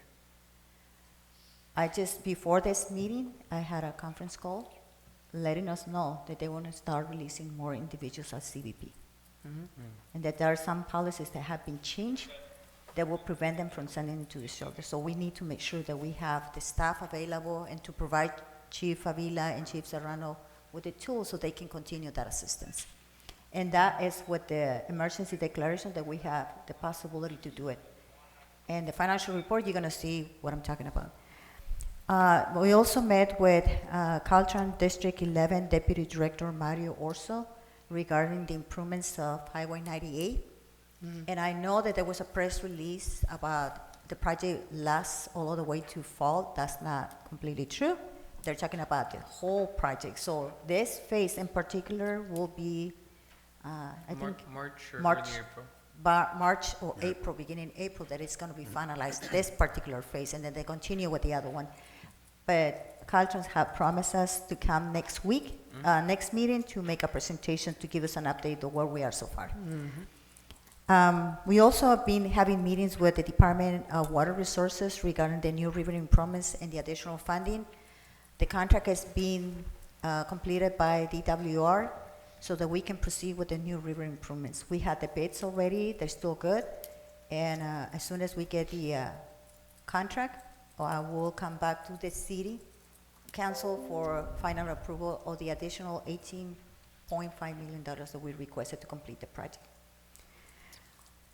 Lastly, but actually not lastly, I have 2 items more. So library restrooms improvements began yesterday. We're gonna have very nice restrooms, new ones, handicap accessible, and they will be completed by the first week of March.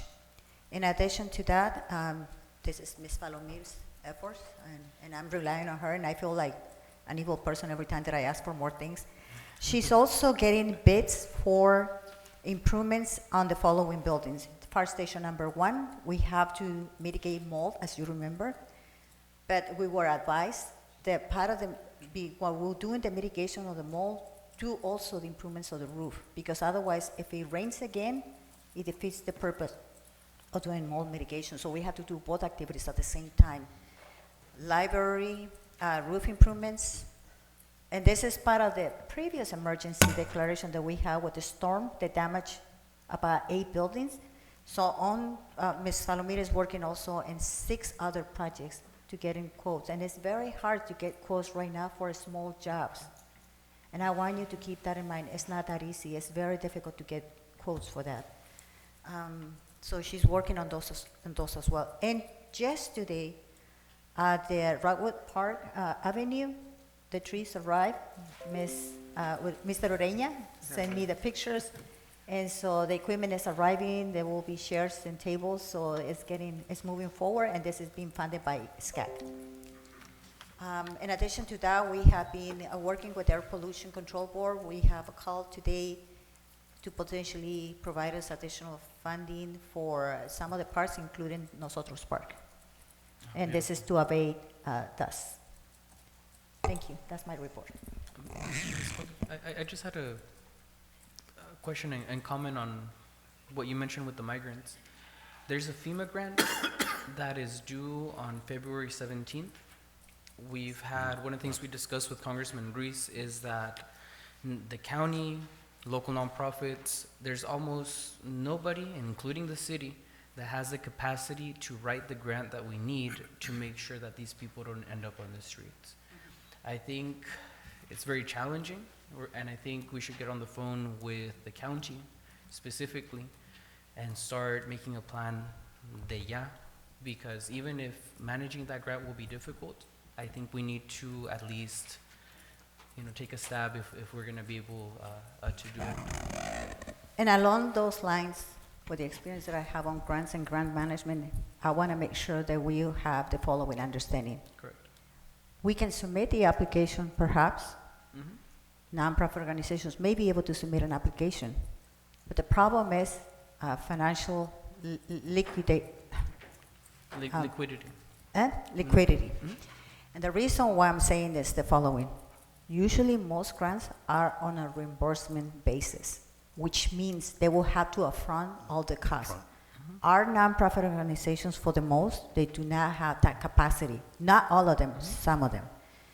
I think what the model that needs to be developed, and this is something that we addressed yesterday in the meeting with Congressman Ruiz, is that we have to find out a way, develop a plan in which between the county and the city of Calexico maybe, or one or the other, submit the application and upfront those costs and get reimbursed at a later time.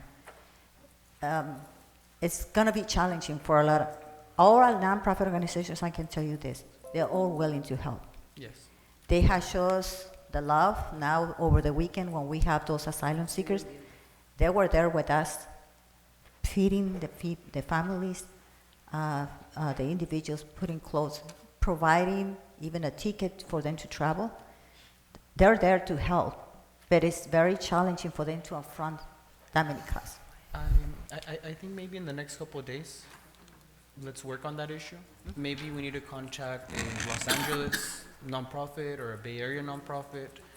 I'm sure there's somebody out there that's willing to help us, even as a county and a city government. So I just wanted to put that out there that is pretty pending.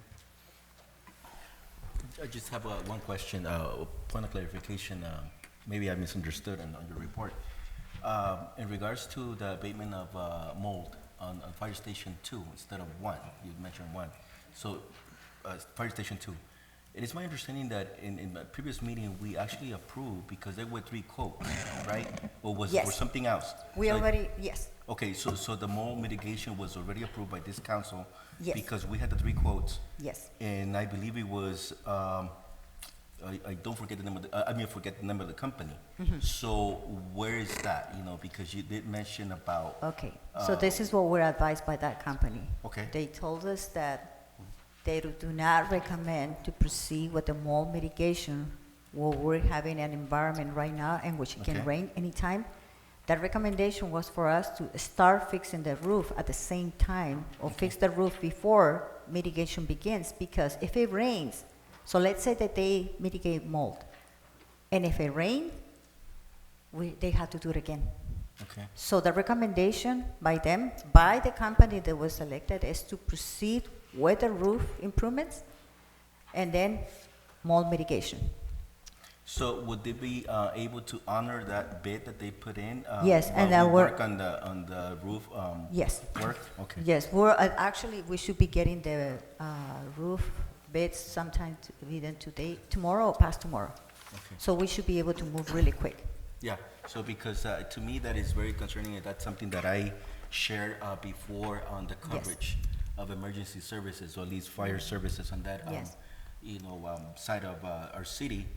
And I know now with traffic and just having, the fire department in one area with their apparatus and themselves in conditions where, they're almost literally on top of each other, so I think it's a disservice, and it's something that Yeah. needs to be addressed soon. So if we can Yes. move forward with that, we really No, appreciate we're it. moving forward. It's just a matter of having the other bit by the recommendation of the company that was selected.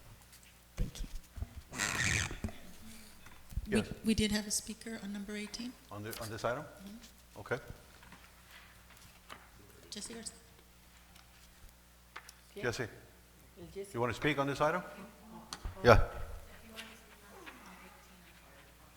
On- Okay, that's fine. Jesse, we can take the micro, do you want it wireless for you? No? Okay.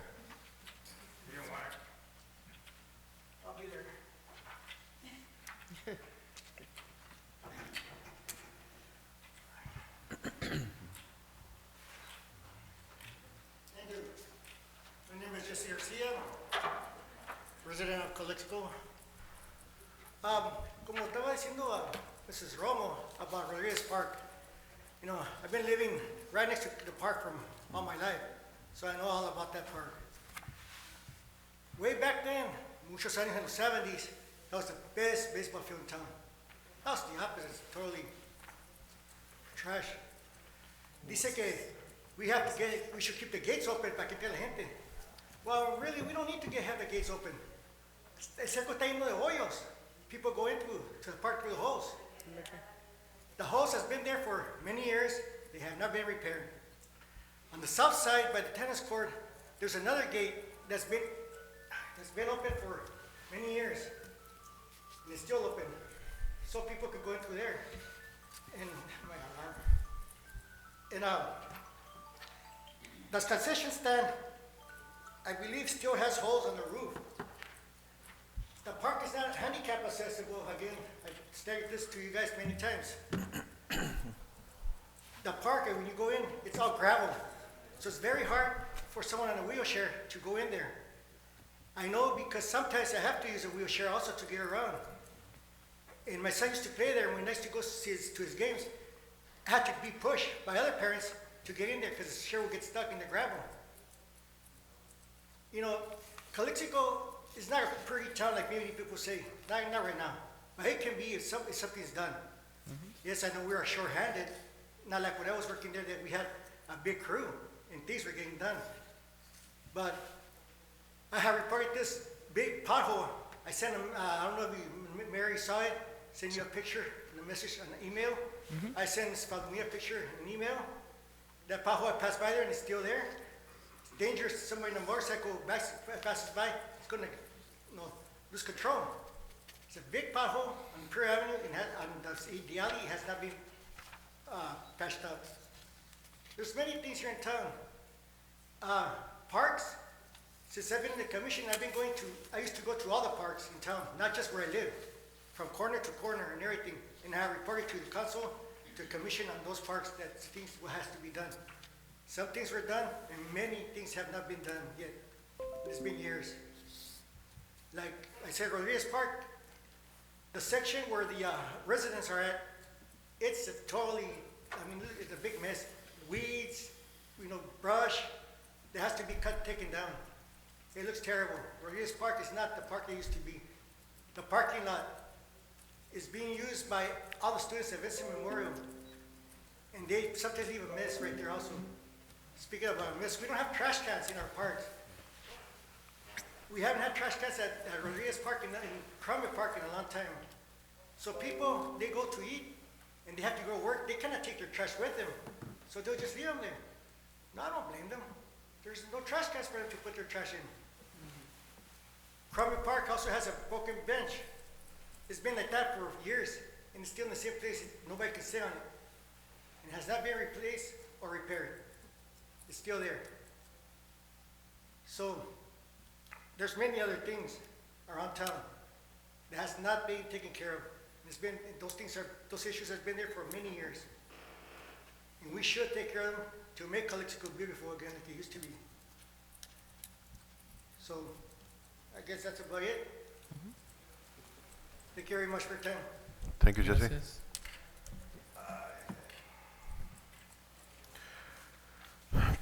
Our next item is city council comments and reports of meetings attended. I'll start by saying I'd like to acknowledge our city manager, Ms. Scolio, for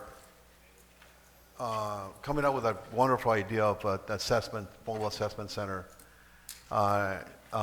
in terms of what with asylum seekers and how that's certainly going to be changing the whole paradigm there. Thank you for that. For addressing that at that level. I know there's still some work in progress moving forward with I believe with permitting and all that stuff, and so we're looking forward to that center. Yes, we did meet with Assemblymember Garcia, Congressman Reese, Vice Mayor, myself, and you, Ms. Colio. One of his campaign promises was that this is the first city he was going to visit upon election, and he kept his promise because we had no representation from the previous person, elected official. But that was very enlightening to hear him because he had no clue what's going on in Calexico. We did give him an update of many things that we have going on. Primarily, he came down to speak on the asylum issue that we have here since we made the emergency declaration. So he promised also to continue working with us on that. The other item I'm going to talk about is the Caltrans on 98 issue, and the director was here a couple of days ago. I met with him shortly. What I propose is something similar what CBP has when you go to Mexico and come back, and you can dial in on your application on your phone and say, well, I'm going to go see what the line is coming back to Calexico, and you basically go on the application. It tells you 40 minutes, 20 minutes, and you plan your trip accordingly. I believe a novel idea we can have here is similar to what CBP does. So we can have for our citizens in Calexico, so we can plan our trips to Mexicali. We can certainly work on an application so the citizens can know, or anybody who's traveling to our town, whether from the outside or visiting a tourist. So we won't have to be caught up in the traffic, and if we can dial on the application and say, well, I want to go to Mexicali, I wonder what the line is to cross, because we are going to have those issues, especially right now. The port of entry is going to take a couple of years. The expansion of 98, those phases they're going on 98, the improvements, would certainly help us out. So he did mention that he's going to work on that. I know I did talk to Mr. David, the CEO for ICTC, David Aguirre. He did said it's a minimal investment. There are potential some grants there, so we can work on that. So that's certainly something that's coming in the future. That's all I have. Anybody else? Romo? On that note, I would like to just on the Caltrans issue. I know that we have had those issues from earlier, the construction of 98. But one thing that maybe, I don't know what will be the possibility of that happening, but I don't see why not. Usually when you see construction being done, in big cities, usually they try to do that when there's less traffic at night. They're working at night where the disruption of traffic, the flow of traffic is less. So I don't see why that shouldn't be something that should be considered, because having traffic stall during the peak hours, I think is a disservice. It's something that it shouldn't be happening here either. If it doesn't happen in San Diego, Los Angeles, or anywhere else, why is it that it's only happening in Calexico? It looks like. I mean, I don't want to say that it's just us or they're picking on us, but I think there's ways to mitigate those type of issues that have come forward with that construction. I think it's better coordination. Maybe when they come in to do a presentation for us, right, if they can think about those options.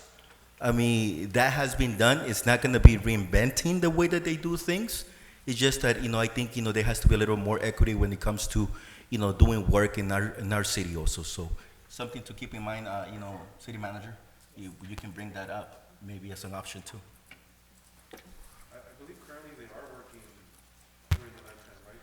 During this phase? This particular phase, if you drive by there, you'll see how the the work zone is separated from the road that is being used.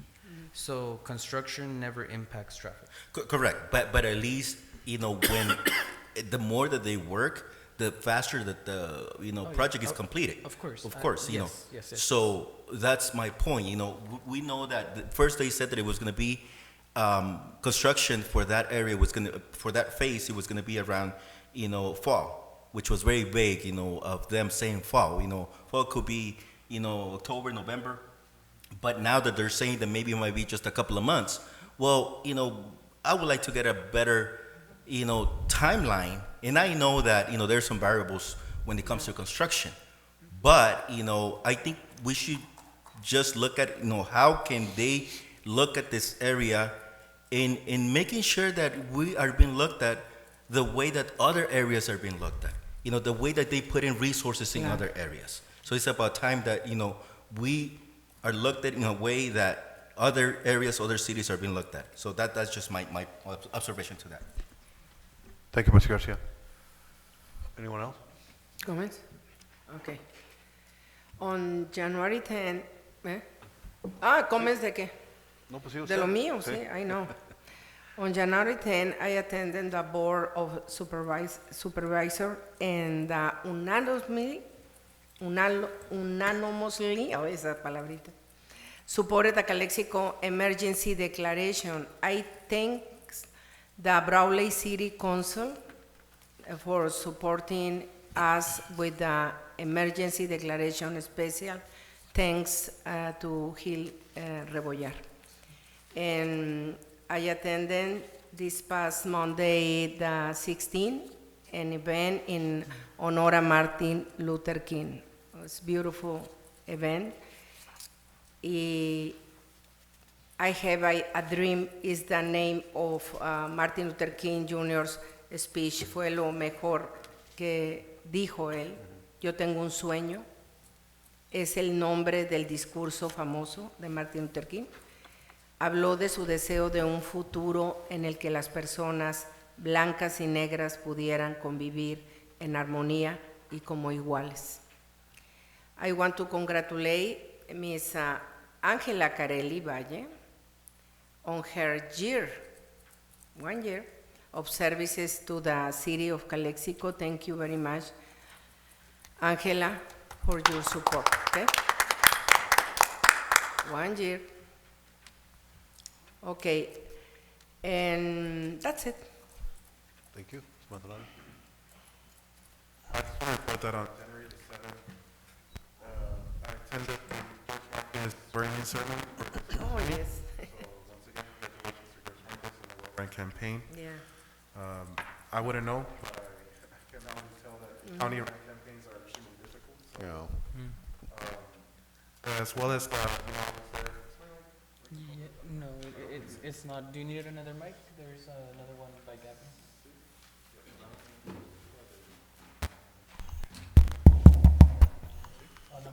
test. O el mío. There you go. A veces la máscara. Sorry. Yeah, sorry, it's because I. Ese micrófono. Yeah, you No, está bien ahorita. January the 10th as well, Ms. Oreña, Ms. Colio, myself, and Ms. Romo attended the county supervisors meeting to advocate for our city in order to support the emergency that we declared. And just last night, I attended the Brawley City Council meeting, again, to support Council Member Gil Rebollar's item, which was basically a letter of support for the city of Calexico, as well, to support us in our current migrant crisis. And that's all I have to report. Yes. Just go back, I was just reinforcing that point, but on my report, I just want to make a point of our employees, our human element in the city. Remember, we ran because of them. We're here giving direction, doing the legislation, but at the end of the day, the ones that do the day-to-day is employees. So I want to thank them. I want to congratulate them on everything that they do. I'm glad to see that, things as important as a retirement, as a milestone in their career or service with the city is being at least recognized or remembered. That's the least that, we can do for them.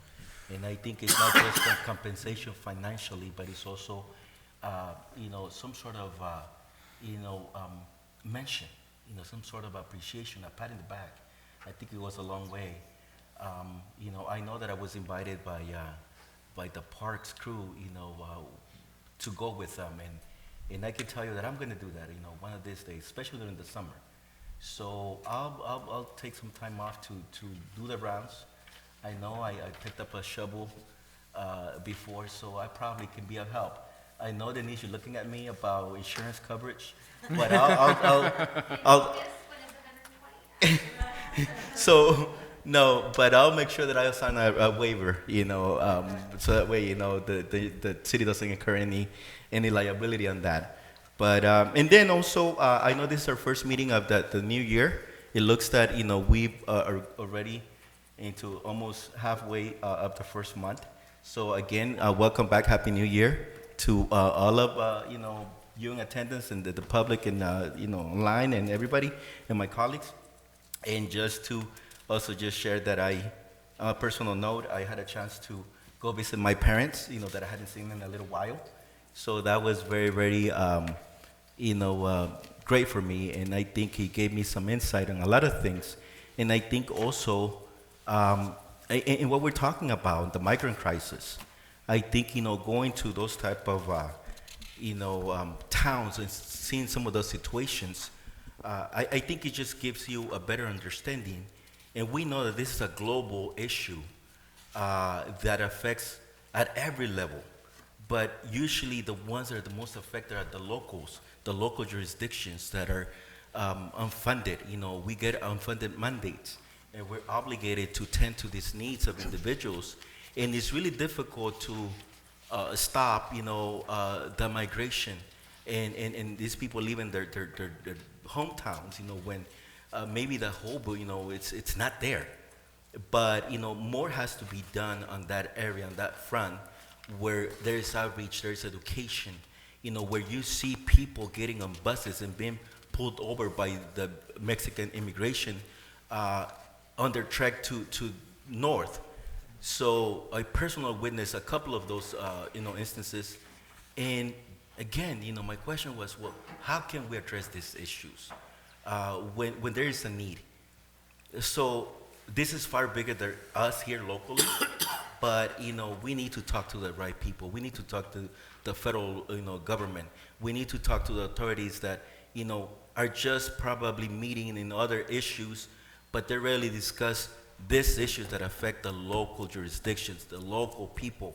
So again, in our conversations with our legislators, the state and federal, I think we need to stress that they, when they meet with their counterparts from other countries, that they stress, there has to be a better way, that there has to be, more to be done on their communities. Because we're not going to be able to solve it. But anyway, I'm going to get out of my soapbox here. And again, Happy New Year, and let's move on. I think we have a long agenda. Thank you. Thank you. Señor Garcia, Mr. Araya? Thank you, everybody. Muchas gracias. Apologies, Mr. Mayor. I do have a couple points. Tengo bastantes puntos chiquitos. I'll try to be brief but bilingual, breve pero bilingüe. La próxima junta del ICTC, la Comisión de Transporte, va a ser el 25 de enero a las 6 de la tarde en el centro, a un lado del Pollo Loco. The next ICTC meeting will be January 25th, 6 p.m. At the ICTC offices right next to El Pollo Loco in El Centro. It's very important because City Manager Colio reported to myself that our item for traffic control subsidies has cleared the management committee and will be put up to a vote to the whole committee. They've decided on $250,000 as a proposal for traffic control subsidies that will be voted on. So right now is the time to advocate for the fallen soldiers, our traffic controllers that have been run over. I think we've had 4 incidences. Now is the time to advocate. La señora Colio me reportó que el comité de manejadores o administradores ha aprobado la propuesta de un subsidio de $250,000 para el control de tráfico de Calexico. Entonces ahora va a ir al comité de completo, la comisión completa de transporte en los próximos meses. Me imagino que va a ser en febrero, a más tardar marzo. Entonces ahorita cuando tenemos que empezar a organizarnos y abogar por el bienestar de esta ciudad, sabiendo que nos han atropellado mínimo 4 de nuestros mejores elementos. Calexico Microtransit has taken off in the last week. Calexico Microtransit has taken off in the last week. It is a public service that is in its first 3-month period, Monday through Friday, 6 a.m. to 6 p.m. You can download the Calexico On Demand app or schedule a ride by calling 760-350-3414. It has seen great success with about 700 rides per week or over 100 rides daily. Every day that this service has been operating, they have reached maximum capacity and we will probably be needing more units. El sistema de microtránsito de Calexico se acaba de lanzar esta semana. Es un servicio público de punta a punta en la ciudad de Calexico, lunes a viernes, 6 de la mañana a 6 de la tarde. Puede usarlo por la aplicación Calexico On Demand o llamando el número 760-350-3414. Ha sido un gran éxito, con más de 700 personas transportadas en la semana y más de 100 personas diarias. De hecho, el sistema en estos días de operación, todos los días ha llegado a capacidad en las horas pico del tráfico. ¿Y cuántos carros, perdón? Son un total de 3 unidades en este momento. Like it was reported by Ms. Colio, we met with Deputy District Director Mario Orso from Caltrans. Nos reunimos con el subdirector del Distrito 11 de Caltrans, Mario Orso, y el residente ingeniero Daniel, and the resident engineer. Era una junta bastante corta, pero súper productiva, very short but productive meeting. I had spoken on the phone with Caridad, who is their point person for government relations and media. Hablé con Caridad, que es una persona que se encarga de los medios y las relaciones entre gobiernos. En pocas palabras, en conjunto con el condado y la ciudad, por primera vez en el distrito van a armar un equipo para que tengan más presencia presencial en el Valle Imperial y no tener que trabajar a distancia o tener que esperarlos cuando hay problemas que mitigar. Caridad affirmed that they're building a crew that will be able to attend needs from publicly elected officials in Imperial County on an immediate in-person basis so that we can work better in the district and not have to wait for them every time that we need something for a pressing situation. They'll be here next council meeting, van a estar aquí en la próxima junta del Cabildo. Me informaron, o más bien me enseñaron en esta junta lo que se llama me lees la mente, ¿cómo se dice? Pero es request, una petición de preingeniería, de diseños. Es la manera formal de pedir proyectos en las vialidades estatales, incluyendo cosas tan sencillas como agregar un carril extra para dar vuelta a la izquierda de la segunda hacia el 111 Norte, que todos sabemos el embotellamiento que ahí se hace. Ya tenemos 4, luego los detallamos. In this meeting, they taught me how to formally request pre-engineering designs or reviews for projects, and the projects for Caltrans are defined even as simple as adding a left turn lane, for example, on 2nd Street when you're trying to turn left onto 111 North, where there's only one left turn lane. Petitioning for them to add another lane does take this whole engineering process. And we have a couple projects, including speed study on 111, especially around Cole Road. Por ejemplo, vamos también a peticionar un estudio de velocidad por la 111, especialmente en la intersección de la Cole. Las velocidades en la ciudad de Calexico, como bien dijo una persona en los comentarios al público, continúan a peligrar a las personas en las carreteras. Speed continues to endanger lives and the well-being of citizens in the city of Calexico. One solution that I would like to direct legal to give us some more information on is the guidelines or the legality of implementing red light cameras and automatic speed enforcement. Although unpopular, the limitations for municipal government and in what way Caltrans can also do it on their state routes, so that we can also ask them for that. Para mitigar las velocidades y también liberar muchas horas de labor de la policía, vamos a ver la legalidad de implementar luces para los que se brincan las luces rojas en las carreteras, tanto las calles municipales como las carreteras estatales, y también los mecanismos y las cámaras de, ¿cómo se dice?, multas de velocidad automatizadas. El señor Mario Orso nos informó de una dinámica muy interesante en cómo está creciendo nuestra ciudad fronteriza. Parte de la razón por cual tenemos tanto troque, tantas altas velocidades en el 98, tiene mucho que ver con el uso de suelo municipal de nosotros. Tenemos muchos, ¿cómo se dice? Warehouse? Almacenes. Tenemos muchos almacenes justamente en el centro de la ciudad. Cuando San Isidro cuando Ota y Mesa más bien se estaba construyendo en los 80s, nos informó que el municipio de San Isidro comenzó a mover todos sus almacenes hacia el nuevo puerto. Entonces ahora nos toca a nosotros empezar lentamente a mover esos almacenes municipalmente bajo el uso de suelo hacia la garita nueva para que tengan la velocidad de logística, pero no se tengan que meter endiablados a la ciudad con esos troques, y hemos visto obviamente fatalidades. ¿Y si se pide la autorización al condado entonces, no, o directo ahí? Municipal. Esto es un uso de suelo municipal. Entonces, Mario nos informó, sorry, that's still Spanish. Mario nos, still Spanish. Mario informed us of the dynamic that they had in San Isidro when they were building Ota y Mesa in the 80s, the Ota y Mesa port of entry, where San Isidro also used to have a lot of warehouses within the center of the city. When they built a new port, it's also a commercial trucking port, like our new port of entry, our Calexico East.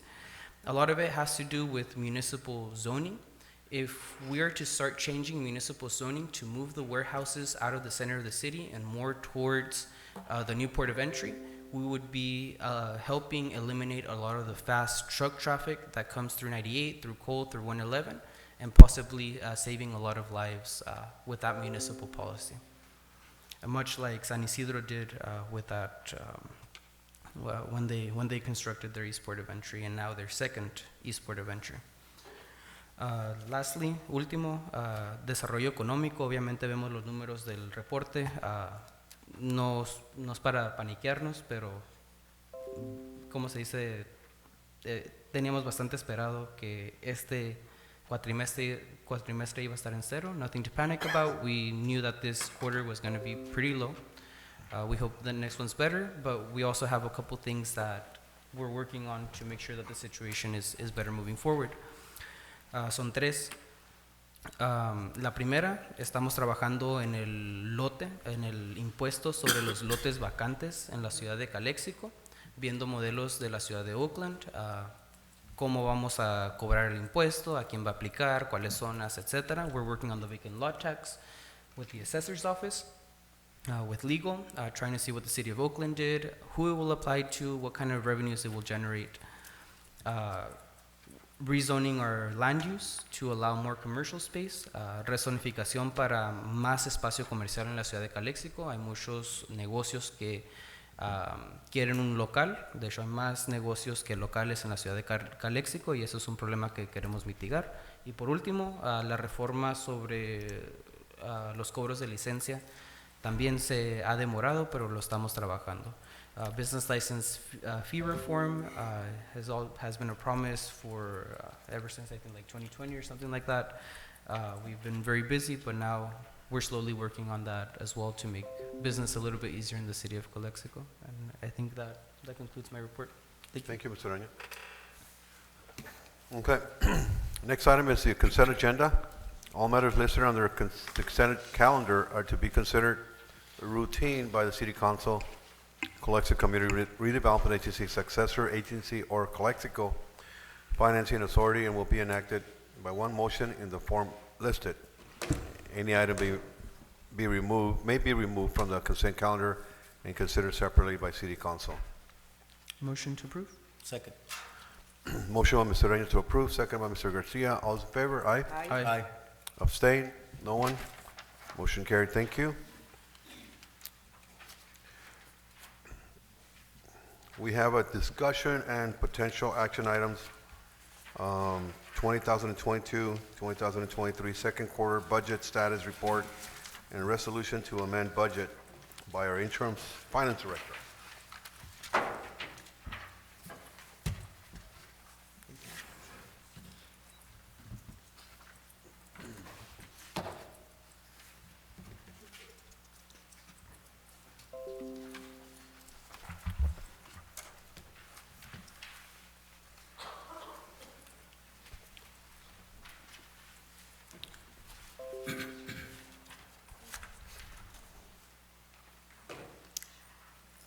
Good evening, council members, staff, and public. Good evening.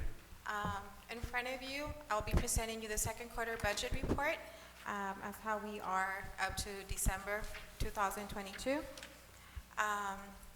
You will be receiving a monitor 6-month 22-23 expenditures and an update of 22-23 general fund projections. You will also be receiving, for your consideration, a resolution to amend 22-23 resolution. And look ahead for 23-24 budget development calendar. Buenas noches, concilio, empleados y público. Está enfrente de ustedes la presentación de nuestro segundo trimestre del año. Van a ver cómo vamos monitoreando los 6 meses hasta el diciembre 30 del 2022. También van a recibir una enmienda, una resolución para que puedan considerar unos cambios. Y también verán el calendario como vamos para el 23-24.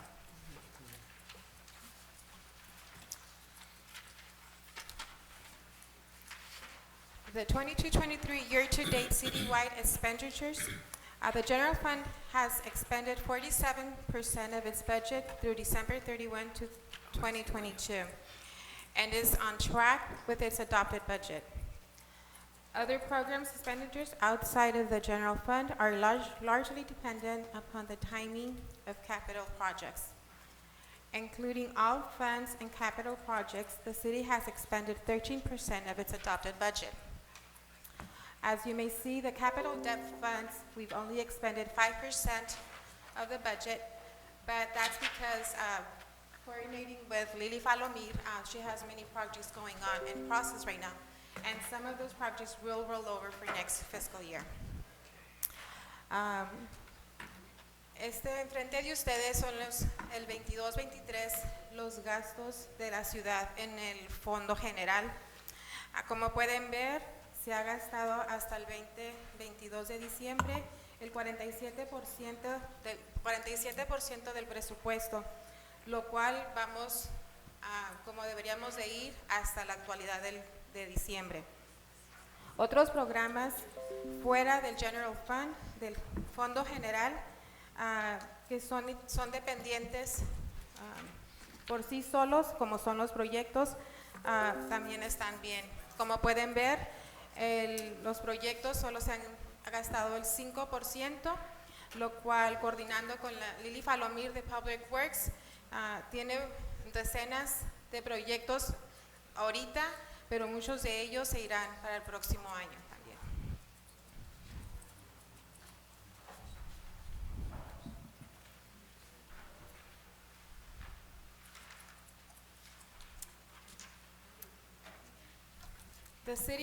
The city has completed the second quarter of 22-23 fiscal year on track.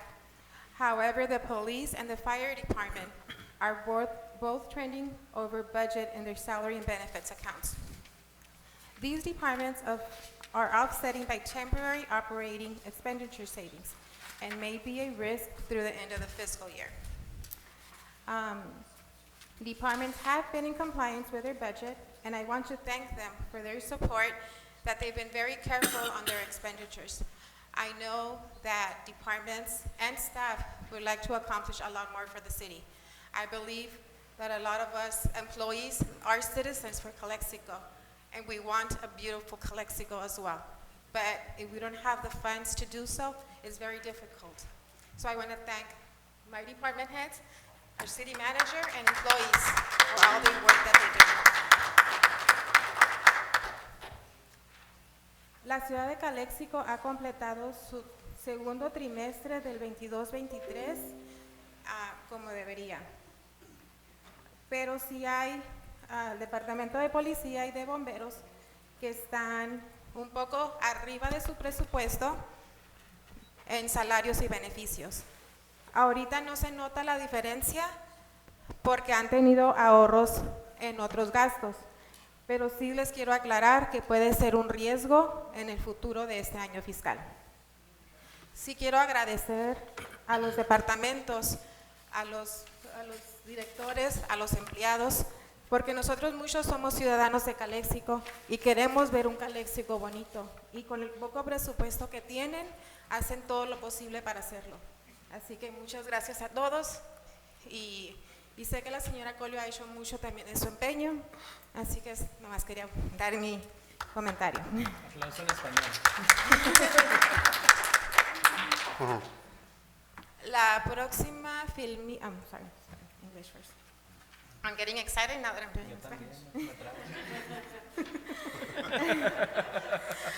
22-23 General Fund Revenue Updates. We do receive property taxes 3 times in a year, and these taxes were a little higher because of the property assessed values were higher. So that was a big benefit for the city. Also, the taxes in lieu for the motor vehicle licenses went up. We also received more revenue on those. However, on the sales tax, year-to-date receipts, 4% over the prior year, which are trending slightly behind the current budget sales tax. We have reduced the budget to reflect these trends, as you may see.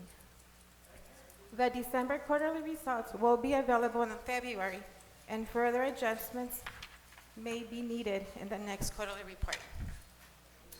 Another revenue that we had to lower was the ambulance fees. The ambulance program calls for service have dropped post-COVID.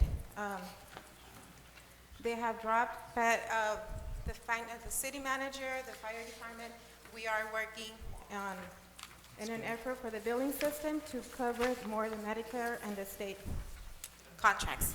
So we are working on that. La ciudad recibe impuestos de la propiedad 3 veces al año, y gracias a que las propiedades subieron de valor, la ciudad recibió más ingresos de eso. Al igual que también para el departamento de vehículos, también subió el ingreso. Pero las ventas de los sales tax que recibimos de los comercios, ese sí tiene una tendencia de que está bajando. Así que tuvimos que bajarle al sales tax por $50,000. Tendremos el quarter de diciembre, el trimestral de diciembre lo tendremos en febrero, y quizás para el próximo trimestre tengamos que volver a hacer ajustes.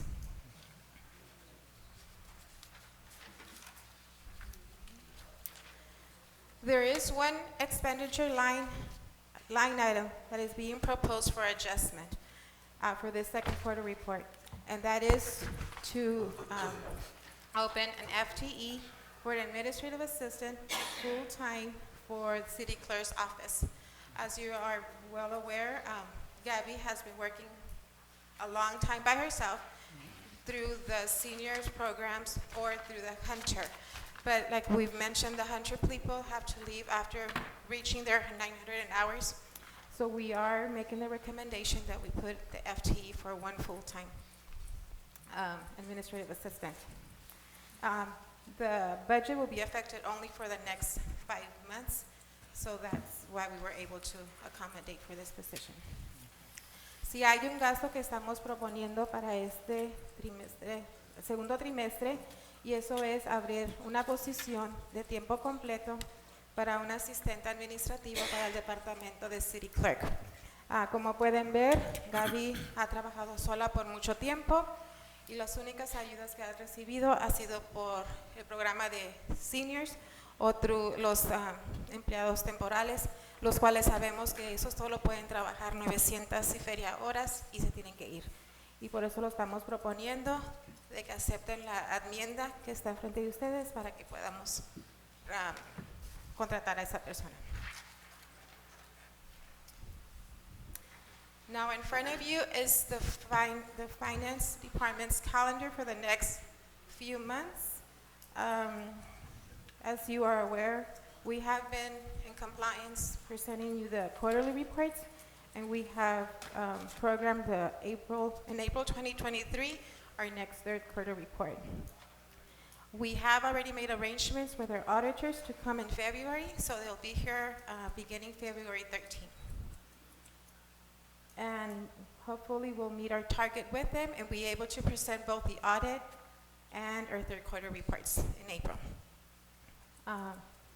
Starting February, we will be getting together with other departments to start working on the next fiscal year's budget. En frente de ustedes pueden ver el calendario que tenemos fijado ahorita para finanzas. Como han visto, sí hemos presentado cada trimestre a tiempo y tenemos programado para el tercer trimestre, que sea en abril de 2023. Ya programamos la visita de los auditores para que vengan en febrero y estarán aquí a partir de la semana del 13 de febrero. Nuestra meta es en abril, cuando vengamos a presentarles el tercer trimestre, de poderles presentar el presupuesto como la auditoría. Y en febrero tenemos planeado empezar con los jefes de los departamentos para empezar a trabajar en el presupuesto del próximo año.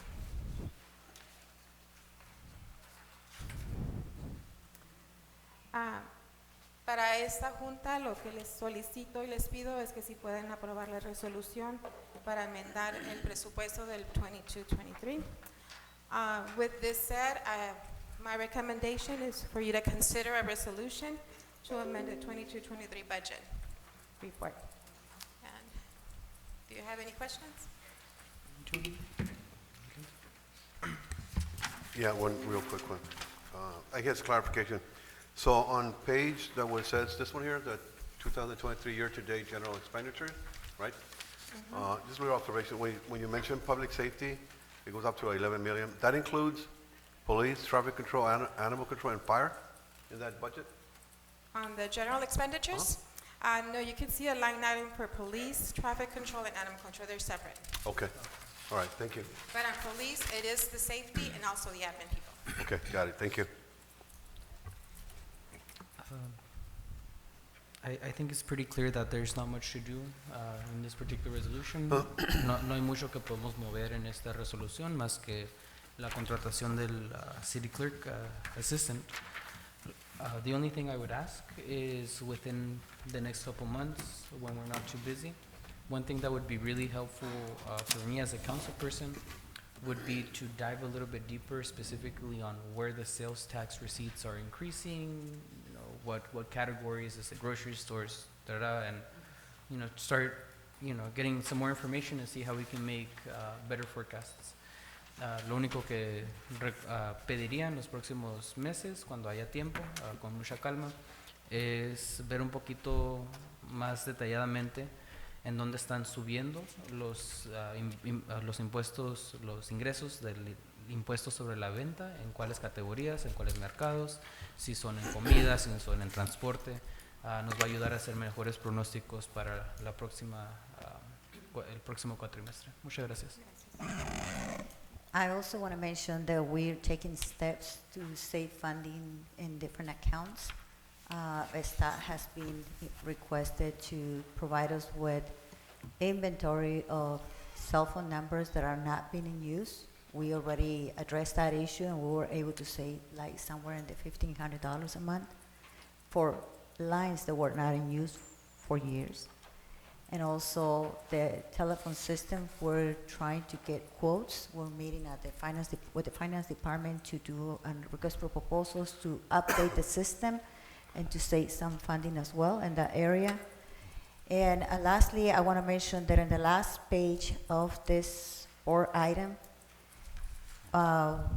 we asked the finance department to accommodate all the expenses that we have under the ARPA funds. This is an updated schedule of all the line items. But I want to point it out one item in that report, which is $200,000 at the downtown for the asylum seekers. Why did I do that? Because we need an account where to get the funding.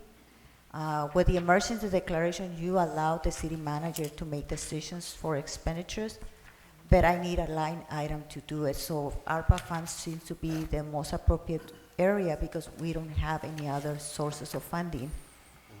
I also want to mention that Chief Avila is keeping track of all the expenses so that we submit our request to the state, and hopefully we get approved by the emergency declaration. The County of Imperial, as you know, they also declared an emergency declaration. They are acting as a supportive agency in case that we cannot assess all the individuals or we don't have enough staff to do it. We will call them and they will come and assist us. They have been assisting us by assessing the individuals, and the city of Raleigh just today passed approved a letter of support for the emergency as well.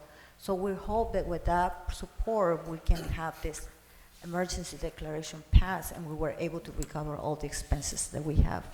But I want you to be aware that that money is coming from the ARPA on a temporary basis because we don't have any other ways, other sources of information, the finances.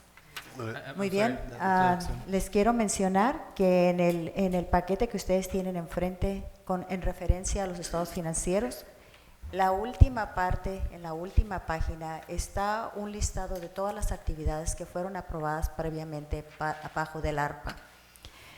Dentro de esa línea hay una línea de $200,000 que nosotros pusimos allí con respecto de la emergencia que tenemos de todas las personas que están buscando un asilo en Estados Unidos para poder proveer la asistencia.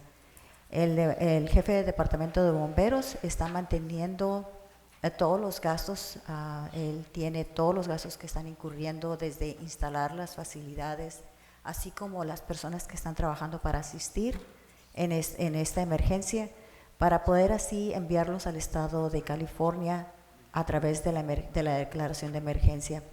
Es importante recalcar que el condado de Imperial nos ha estado asistiendo durante desde diciembre 23, proveyendo asistencia a las personas que están solicitando asilo y que están siendo dejadas en la calle Primera. Ahorita en este momento el jefe de policía y el jefe de bomberos están atendiendo la emergencia como ellos pueden con el personal que ellos tienen. Sin embargo, en ocasiones cuando tengan una población más alta de lo esperado y se necesita ayuda, el condado a través de su emergencia, de su declaración de emergencia, va a poder asistir a la ciudad. Asimismo, quiero mencionar que la ciudad de Raleigh ayer aprobó una carta de apoyo por la declaración de emergencia de la ciudad de Calexico, que para nosotros es muy importante para que esta declaración sea aceptada a nivel estatal y que los gastos que ahorita estemos incurriendo los podamos recuperar. Pero es muy importante notar que esta cuenta está provisionalmente allí porque tenemos que tener una cuenta de dónde sacar dinero que no tenemos en ninguna otra cuenta. Yo quiero, primero lo voy a decir en español, después en inglés, pero yo quiero hacer dos cosas. Primero, reconocer al señor Manzanares por tomar la iniciativa en ir a Raleigh por eso, y también lo que quisiera hacer es si podemos conseguir una copia de esa carta y ponerla en línea para que la gente, la ciudadanía lo vea, cómo lo están apoyando en la ciudad de Raleigh. La otra cosa también es, quisiera yo que el señor Manzanares, si él está de acuerdo, que tuviera el liderismo de seguir con esto en las demás ciudades. Por ejemplo, me acaba de avisar que en la ciudad de Calipatria se va a sumar también a esta causa. Y también para que continúe con los demás, Y el centro también. el centro de demás ciudades. Y que tenga la bendición aquí del Cabildo y la ciudadanía y ustedes también. So what I want to do is I want to acknowledge Mr. Manzanares for taking the lead on that as far as going up to Brawley and on our behalf. I know you and I were busy with other things, but also acknowledge that he took the lead on that. And also, if we can, we should download that letter so citizens of Calexico can understand and see how they were supportive of our cause. And also, if he's willing to do this and have him take the lead, because he took the initiative for that, he can be the point of contact. So he contact the other municipalities and also request a letter of support, because certainly in the long run, in the short term, it does help us right now, but in the long run, as this Title 42 is going to eventually work out its way, we're going to need all the support from anybody in this community. If you can do that, it would help you appreciate that. Yeah, I definitely will. Just for the record, it's potentially, right? Yes. Because about the Mill Central, I'm going to be working on that, legislating on our behalf, of course. And because in the end, this is an issue which is going to affect potentially every single city in the county. So we should all be together in this. As you know, Calexico is the one kicking the punches as of right now because of direct conflict with the border. So we're hoping that the rest of the cities acknowledge that and join us in this fight. So, Thank you. but thank you. Thank you. Yes. Just getting Yeah, back Mr. Garcia. to this presentation. Thank you for the work done on this presentation.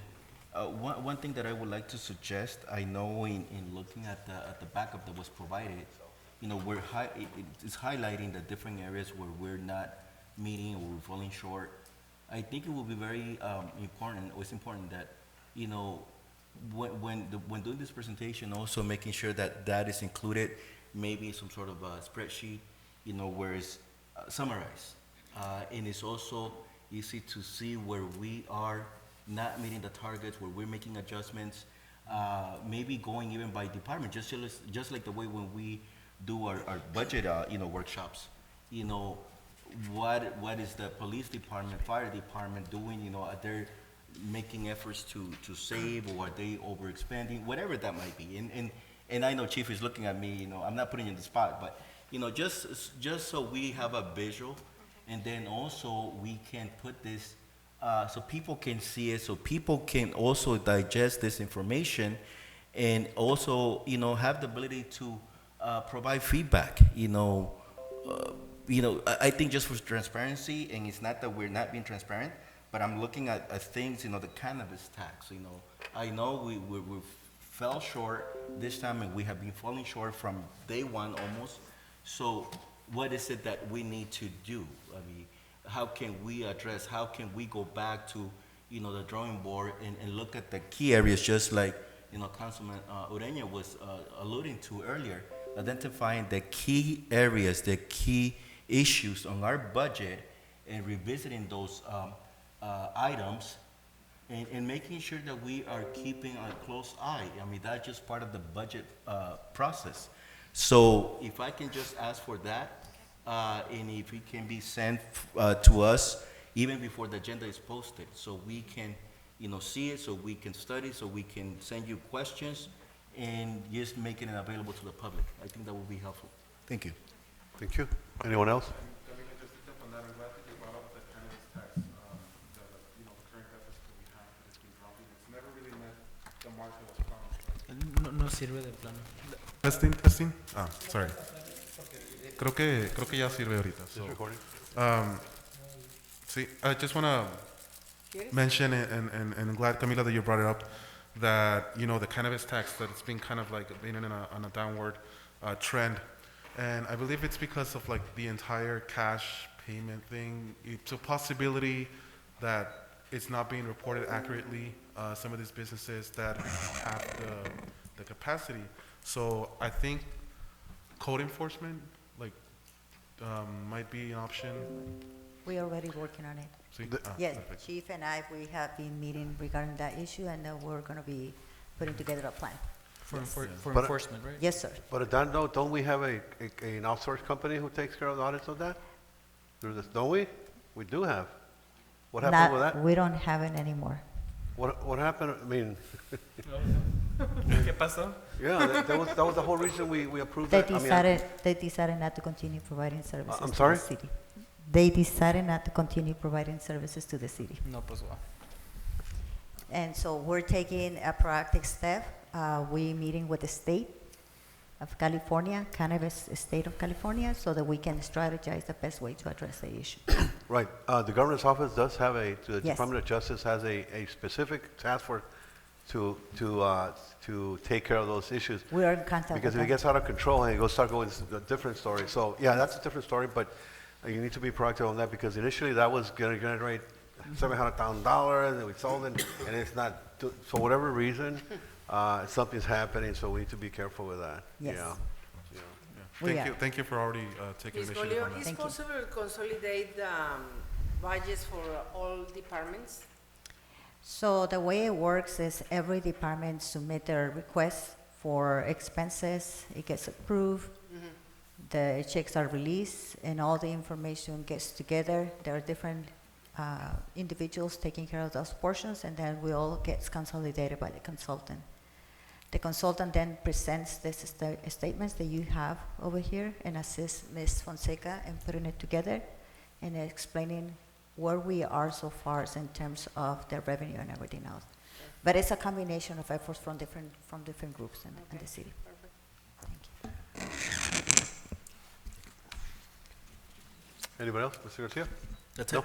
With that, I move to approval if there's no more. Second. Oh, hold on, before we have one public One speaking. comment? Yeah, I'm sorry. Mr. Alexis Castro on this item, number 12. Good afternoon, good evening, Mayor and members and community members. My name is Alexis Castro. I'm with the California Immigrant Policy Center as well as with Imperial Valley Equity and Justice. I really just wanted to speak on this item.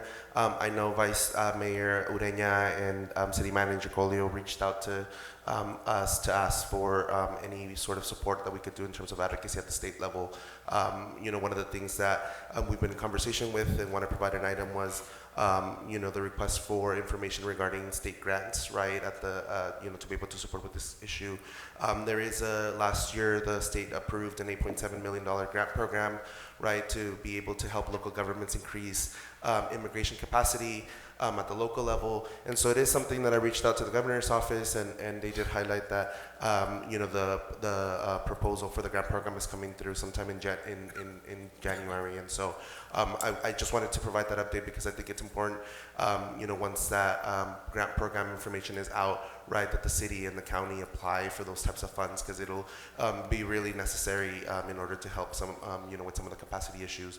The grant program specifically geared with helping with positions and things like that. I know that it probably won't be able to solve the problem, right, but I think it'll be a first step in trying to provide some capacity. And for IV Equity and Justice, we also, worked with advocates, in the region to submit a letter to the state, requesting the approval of the state of emergency. And so really happy to partner with, the city and the county to continue to addressing this problem. Thank you. Mr. Castro, hold on, real quick question. I appreciate all the effort. I know some of your members of your organizations here, and I really appreciate that, what you guys do. Does your organization have any grant writers that? So we don't have any grant writers. I think that's part of the difficulty, right? I mean, I think as the city manager and Vice Mayor Ureña pointed out, right, that I think part of why the emergency declaration is so important is because the city and the county really don't have the capacity to be able to draw down those funds, right? And so I think obviously we're still having conversations with the state level to see what kind of things could be done. But yeah, no, we don't have the capacity. So on that note, I do have a contact that does specifically grants. They do charge a fee, obviously, because that's what they do for a living, but it's a very professional, and you guys can team up with them. I don't know who's going to be the fiscal recipient of those. If you can, for your programs there, I can certainly hook you up, and maybe you guys can have the dialogue, because that's a good opportunity for you guys to met with that. with those Yeah, people? no, so the thing about the state program is that it is specifically geared towards local government, so it would have to be the city or the county to apply, and then they could hire the capacity, and so it really has to be towards the city, but that is something that we are trying to address, right, to the extent that we can help with grant Sure. capacity, right, et cetera. Okay. I know for the FEMA, that was an issue, right, being able to find an entity that can draw down the resources, and so, you know, we are trying to help to the extent that we can. I think, obviously, you know, the grant capacity is an issue, and also just being able to, you know, service the program, right, and doing it in an ongoing way. And so I think that the state level fund could be like a first step, right, at being able to help with some of that capacity.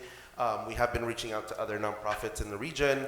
Obviously, we'll try and open up our search to see if there are other nonprofits that may be able to have that capacity, right, to take on some of this support role, right, in terms of being able to provide the services, et cetera. Right? So we've been doing some other outreach, and we'll continue to do so. Okay. Daniela, you want to speak, Daniela?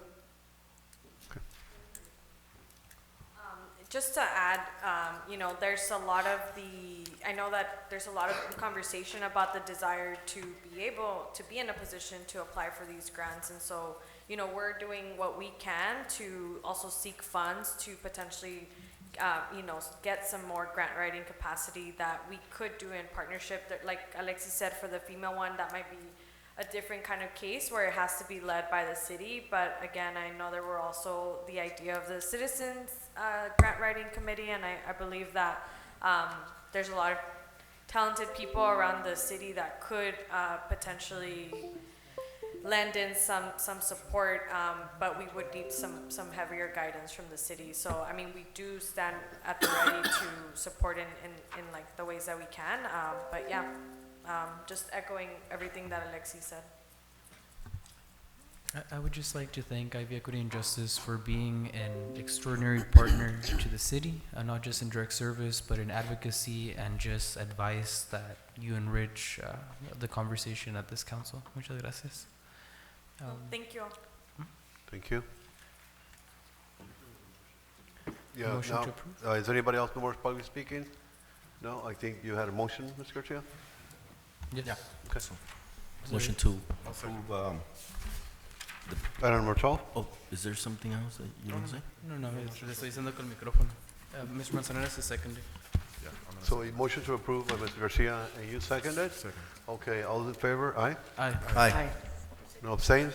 Motion carried. Thank you. Thank you.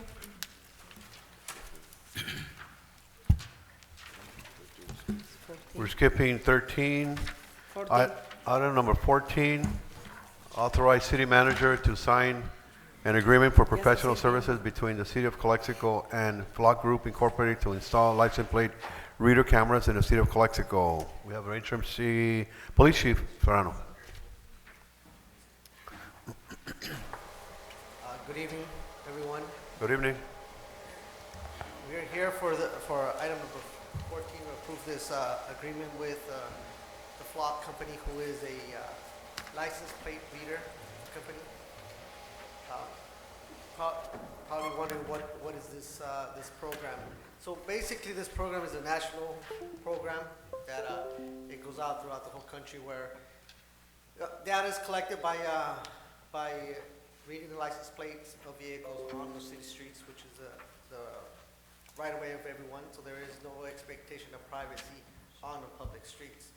So we were able to meet with the Law Enforcement Coordination Center and HIDA, the High Intensity Drug Trafficking Area group, which is through the Department of Justice for the state of California. And we were able to get allocated funds so they could put some additional license plate readers here in the city of Calexico. So you might think, well, why do we need them? Or why are they important? And how is the police department going to use them? So basically what happens, these cameras capture a license plate from a vehicle, they submit it into a database, and then that database searches for, one, if they're stolen vehicles or they are suspect vehicles on a crime, and they store that data. So once it's an alert, whether it be a suspect vehicle from a crime, whether it be a homicide or a robbery, and it would create an alert for the local law enforcement agency to attempt to contact that vehicle, or at least give them a record of where this vehicle was at that time. If it's a stolen vehicle, then it would definitely alert the immediate, it would be an immediate alert for the law enforcement agency to be able to find that stolen vehicle and be able to recover the vehicle and turn it back to the victims of whoever owns that vehicle. Addition to that, those two major components to assisting law enforcement to be able to deter crime and also solve crimes within the county and even through the nation. It also gives the opportunity for historical data for investigation purpose. So when there is a crime in the area, our investigators, and we'll get to that portion right now, will be able to have access to those cameras to determine which vehicles were in that area around that same time when that crime occurred. And it would help a lot for the department and the manpower-wise in order for us not to be able to canvass the whole neighborhood to find out if anybody saw any vehicle leaving the crime scene. With these license plate readers, we know exactly which vehicles leave, who they're registered to, and then if any of those vehicles don't belong in the area or we have any partial license plates, then we continue their investigation to be able to identify who the potential suspects. So with all that information is geared, and we're going to be able to have access to that information on a moment's notice.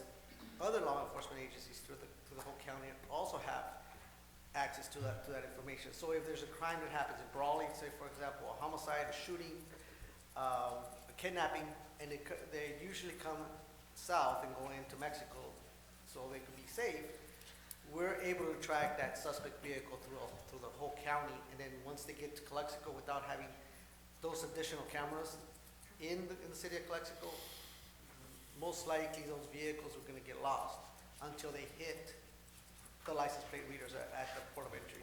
And then it will be a little too late for us to be able to actually capture the suspects or prevent somebody going to Mexico on a kidnapping case or even on a homicide case.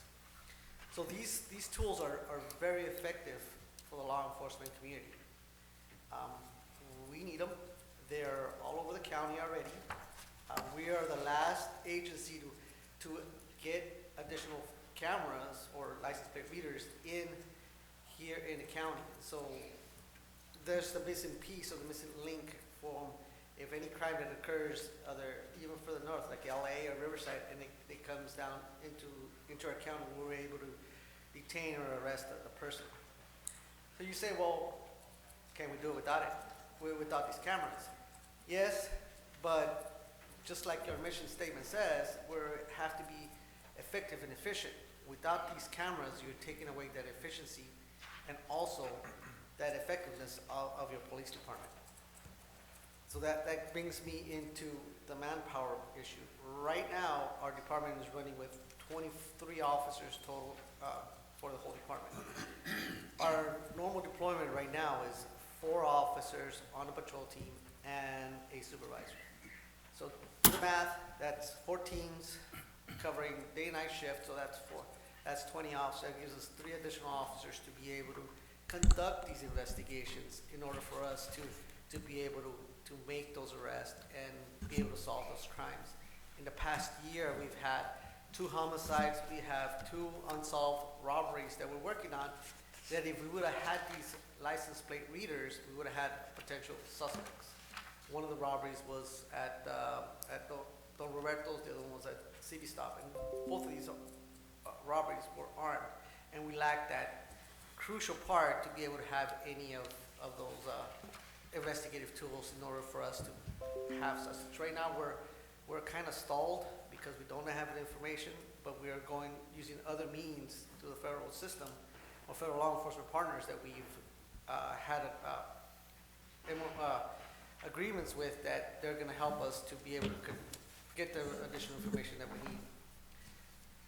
So you say, well, how about people's civil rights or the right for search and seizure? Yes, that is a concern for us as in law enforcement, because if we violate the Fourth Amendment, in order for us, if we do, while granted no evidence, we're not going to be able to introduce that evidence into court and be able to use that evidence to prosecute somebody. So since these cameras are gonna be on any light standards in the city, or telephone poles, or any signal lights, the vehicles traveling on those roadways are, they're in the public view, so there is no expectation of privacy. Meaning that your car that's traveling on the road, you don't expect any privacy, because if anybody could see it, then the community or even the citizens do not determine that area where your vehicle's license plate as it's traveling down the road has any expectation of privacy. There are some other areas where you do it, the public expects privacy. For example, on a restroom or a changing stall at a store. Those areas are, people expect some privacy. But going down the road, there is no expectation of privacy. So this is an opportunity for the police department to get into the game and cooperate with all the other law enforcement agencies in the county and federal partners in order for us to play a crucial part in solve some of these crimes that are occurring throughout the whole county. It might not happen here in the city of Calexico, but those suspects are traveling into Mexico, and we need to be able to arrest them because some of these suspects are very dangerous. So, finally, this piece of equipment will allow us to be more efficient and effective as a police department. Thank you, Chief. Any questions? I do have some discussion. I think I'm going to be very blunt with my response. I'm not necessarily afraid of the technology that we're proposing. You don't have to convince me about the utility that it gives to the police department. I think the only thing I would differ from the other cities is, if we're going to do this, let's do it in the most well-defined and responsible way possible. There's been also, there's ways to address the issues with this technology with well-defined scope of use, well-defined data collection policies, procedures, and practices in writing. Not just from our end as a municipality, as the police department, but also very much look into what our contractors, these companies that we're going to use, what is their data use policy, and making sure that data is not being resold in other markets. I definitely, just for that purpose, I would definitely make a motion to table the item. I think if we're able to define these well, we can run a very good program with these license plate readers. If obviously, the other piece of this is weighing the liabilities, the legal liabilities against of citizens' expectations, not their lack of right to privacy, but like reasonably what the citizens want and how much this actually makes them safer. This is not a conversation that I'm going to be convinced about right now, because at the end of the day, to be able to approve something like this, I want to be able to approve a packet that says, okay, this is what we're buying, and this is the data use policy that's going to come with it, and that's what we're going to operate on. That to me is a little bit more of a complete program, and so I think we can have a couple weeks to work on it, and I think it's fairly reasonable, at least on my end. So just to comment on your comments, this is a national program. So the Department of Drug Enforcement Agency, also state partners, and also federal partners have gone through this whole process, and they've been able to articulate and develop the program to address those issues. So as a city, if we have a national program that we want to be able to participate, and those policies have already been tested in other courts, then why is there such a hesitation for us to do it when it's part of a tool that is going to be used to assist law enforcement to keep this community safe? So, well, now regarding on the safety of the citizens and also the privacy of the citizens, this is where, as an organization, as a police department and criminal justice system, we weigh both sides. To who do we actually lean forward to? How much intrusion is there on the citizen side, and how much is it going to benefit the whole community? This program, which is very inintrusive, that doesn't intrude in the public's civil liberties or expectation of privacy. However, we have a bigger gain in order to use this system in order to solve those problems and keep the community safe. So here's the answer to that question, if I may, Councilperson. The budget for these automatic license plate readers was 13,000? It was 23,000. 23,000. That's not a very big number. Why do I bring up that number?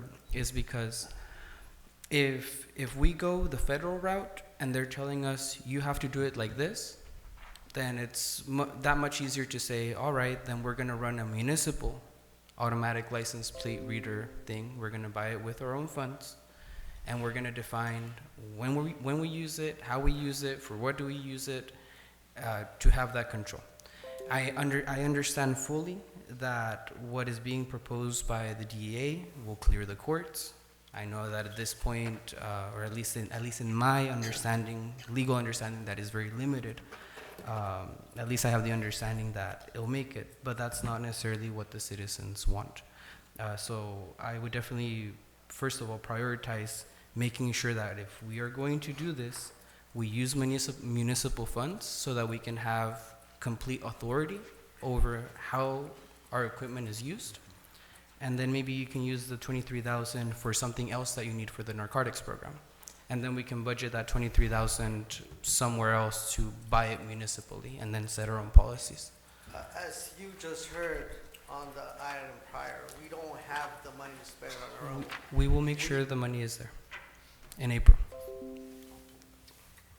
The point is that we go out there and find this funding through other resources in order for us to be able to help that budget. And if you decided as a city council to give us those $23,000, we could allocate that money somewhere else in order for us to enhance the police department's mission, the police department's effectiveness. So if you're gonna promise me $23,000 down the road, we're still gonna be missing that piece, the data collection from all of the counties and all of the cities and all nationwide, and we're not gonna be able to collaborate with them to be able to get those evil people off the roadways, evil people that commit crimes, in order for us to keep the community safe. You're weighing a public desire for the public safety. And if we already found the funding, if we already found the way to do it, which is legal, that it takes away the liability of the city, the responsibility of the city to go out to bid and find this equipment and then have somebody install it, then why go out to look for these programs if they're not going to be approved? You mentioned that the data is being stored. Do we know who's storing the data? Yes, the DEA. I'm sorry, who? The Drug Enforcement Agency. Okay, do we know if they are able to share this data with other agencies like ICE?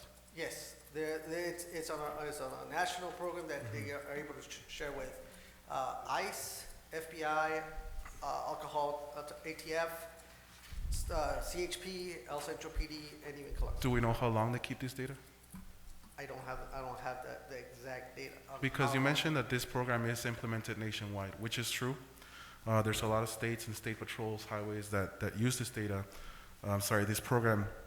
However, they do have guidelines. Some cities have strict guidelines of like, if they are, because we are taking innocent people's information, right? Regardless if they have an expectation of privacy or not, that's the fact, correct?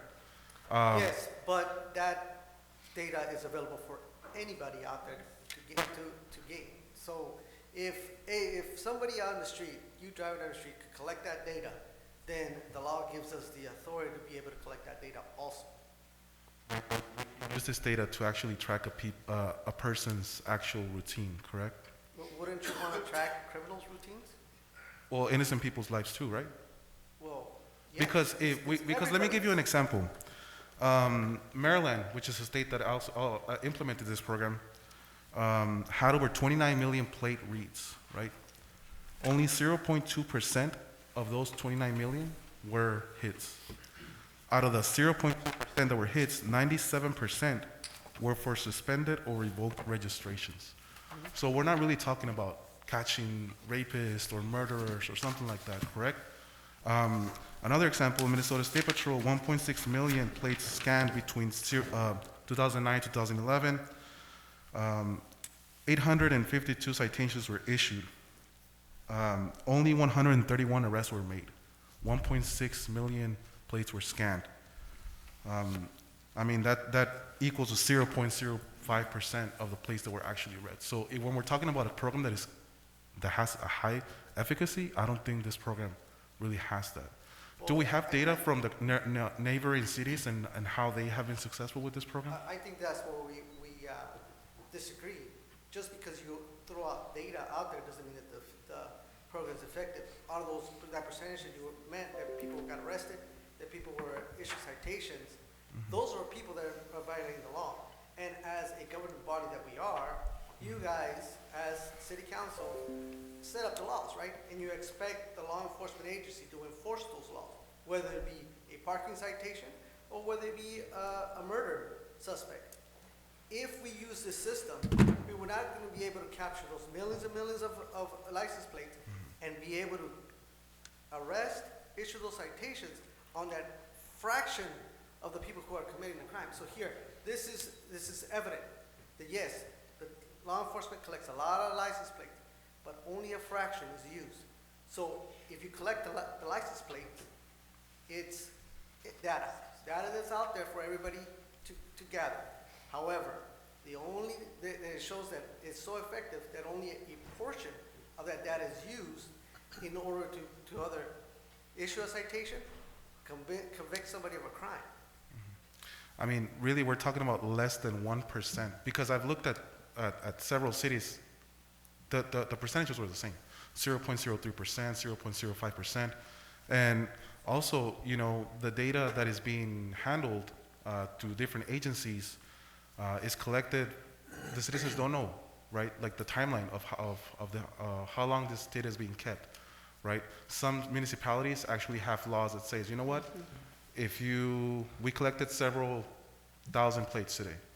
In a 48-hour span, if you didn't do anything wrong and we scan your plate, that data gets deleted.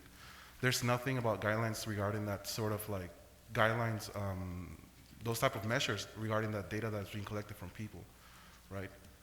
At least not in this proposal. There is nothing that says 48-hour span, you've been an innocent civilian just going to work, your data is being released. So 48 hours is unrealistic to hold and then release. Well, is it unrealistic? Because several municipalities have adopted that, Correct. right? It is unrealistic because you don't. If there's a crime that occurred, say 2 days ago, and a partial plate is gathered at the scene, 48 hours later, you're not going to have that information. And that person that could have committed a crime, whichever crime it is, it could have been a burglary, it could have been a petty theft, it could have been any other crime, was going to get away with it.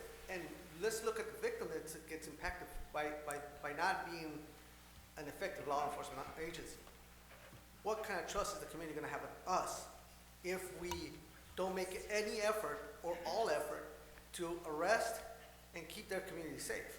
Well, we're talking about trust, but if the people knew that we were keeping their information and sharing it with ICE, sharing it with all these other agencies nationwide, we don't really know where this information is going to go. Can we really ask them to trust us? Well, that's going to be up to you. You're the governing body. If you don't trust your own police department, then how do you expect them to enforce the laws?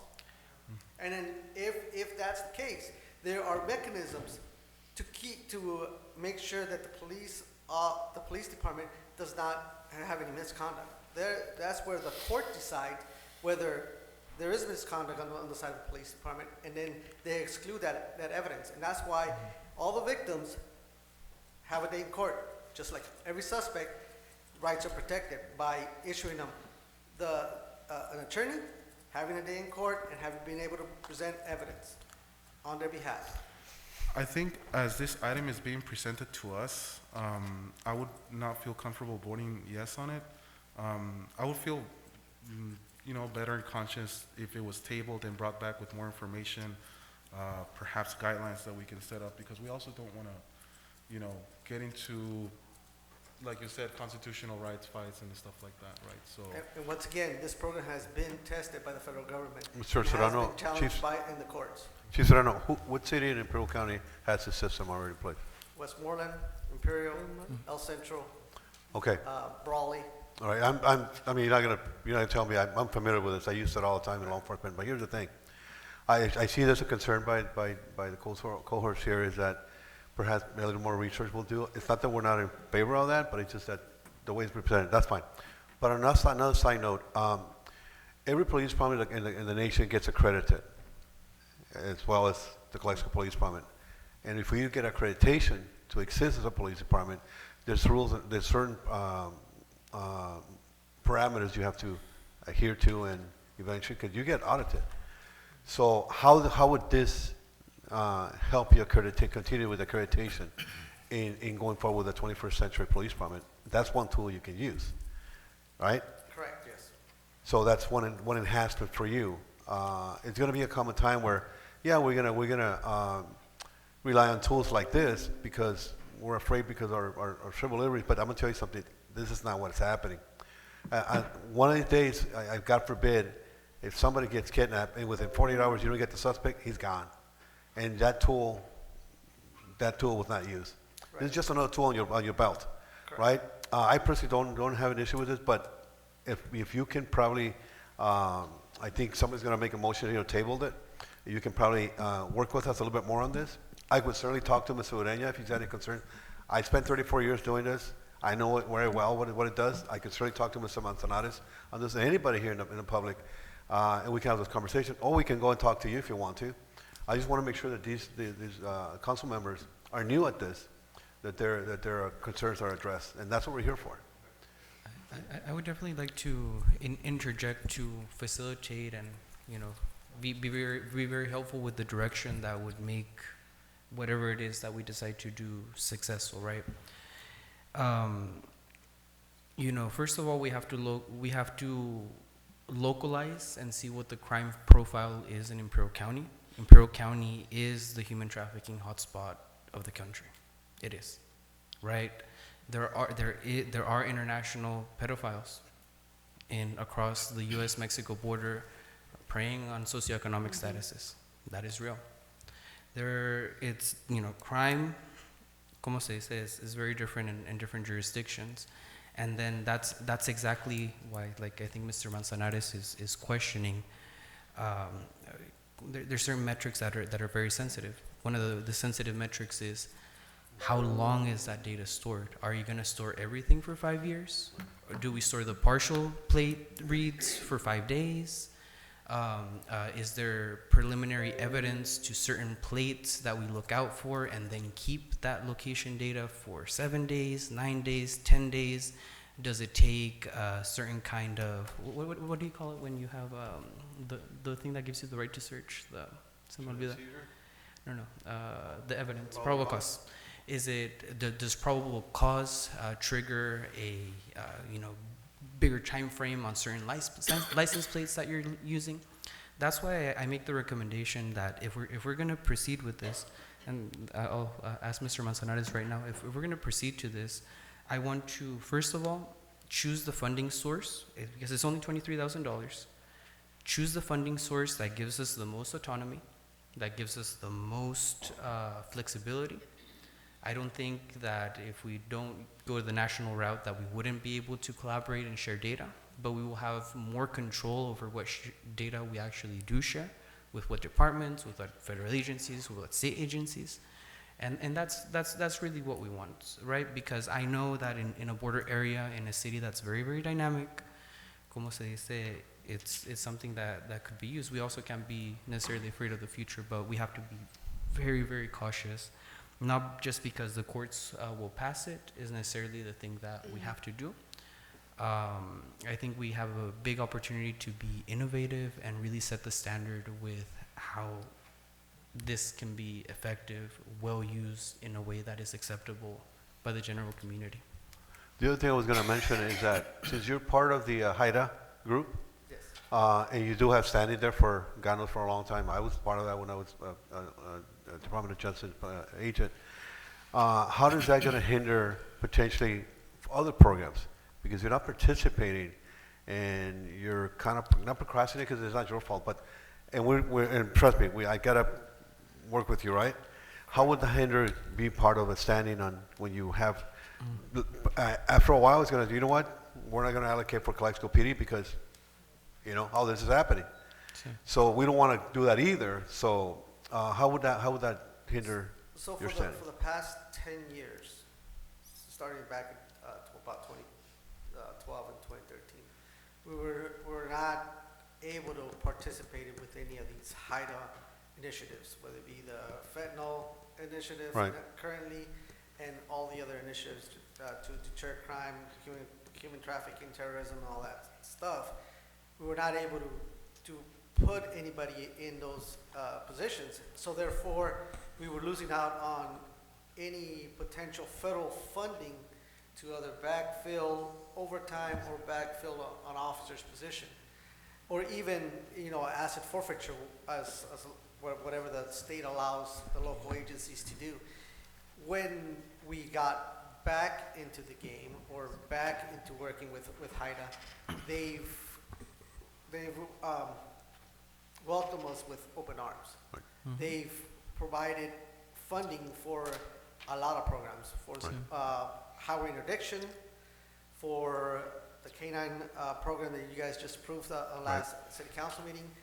This program, additional funding for computers. They've allowed us to put a officer in their one of their groups, the Imperial Valley Best Team, which they're talking about having that position be fully funded. If we don't cooperate with them, we're going to lose all these opportunities in order for us to be able to work with them. But ultimately, is the force multiplier that they bring. On December 29th, we had a barricaded armed suspect that was shooting from the house. If it wasn't for those agencies, we would have not had, one, the personnel, two, be able to arrest this guy, and also conduct the entire investigation to be able to prosecute this person that was a felon and had multiple guns and was very dangerous. He was out there shooting. Without those cooperations, we're left alone in an island. Yeah, Chief, let me stop you. I appreciate that because we're not out of time here. But talk to Chief Duran from Raleigh PD, get that business model, they do it, and report back to us how they're doing it to answer all those questions. Does Ms. Romo have a question, concern? No, I would like comments for Ms. Colio, please. What is your I opinion? consulting with the two PDs, and both of them have it out Central and Raleigh. They have it in patrols, and they have, the city of Raleigh has 26 around the streets. And they're using the same system. And I want to make sure for Councilman Ureña and Councilman Manzanares that they are considered because they have. They're considered, actually, they're mentioning that they have been successful with the program. Sure. And I would like to interject. Bueno, tengo una pregunta, un comentario, pero también poquito un desacuerdo. I know Brawley PD, I know El Centro PD, they're well funded, they have all of these tools, and El Centro and Brawley have way more drugs than Calexico. Como se dice, east side of Brawley, east side of El Centro, I mean, it's concentrated in certain neighborhoods, whereas Calexico is a little bit more horizontal. And, como se dice, we can agree to disagree, but I don't think they're stopping the problem either, right? But let's go about it this way. The relationship we have with HIDA is important, but it's also a two-way street, right? They need to have, if they don't match with what our community wants, then, it's kind of like a deal breaker for us, right? So we have to work those things out. So this is an immigrant community, right? Like, we cannot, under any circumstances, unless it's the most extreme of circumstances, be sharing information with ICE. Like, if that's what they're requiring of us, then I don't want to do business with them. So just to interject on that one. Sí. For law enforcement agencies to provide immigration information to ICE, it's against the law. Yes, So I understand. We are prohibited to be able to do that Yes. with ICE. However, on the other way, they could help us. They have much better toys or much better technology, much more expertise, and much more people that could help us when we only have an X amount of people. Okay, Mr. Garcia, you want to say something? Yeah. So quick. Adelante. You know what, I do see as an additional tool, and not to downgrade, I guess the effectiveness or lack of, but it is a tool. I know we're short-handed. I know that we're not a utopia. We're not a city that doesn't have its issues.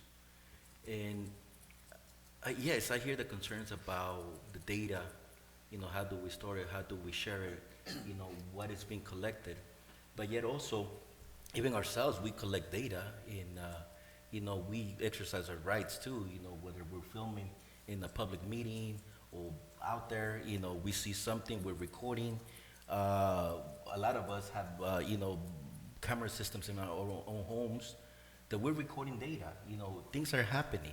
Many times, many times, but at least, I do remember recently of an incident that happened on the east side of town, late at night, where, police officers were knocking on doors asking for footage of cars or anything that they had. So to me, I think, we're already giving out some of our rights without even knowing that. So, and I think, if this is in a public right of way, again, we're not privy to that, right of privacy. But I see it more as a tool. I see more as continue to cover it with HIDA. Now, my question to you, Chief, is this funding that they're providing being conditioned? They're asking something from us to meet certain rules, certain guidelines. Is there something that they're attaching to this? Well, the program has those rules and all those requirements that they have, just like every other law enforcement agency who's using the system has to abide by. But additionally to that, they have to be within the laws. Okay. So it's just, like you said, it's just another piece of equipment that we could use in order for us to be more effective on doing our job. Okay.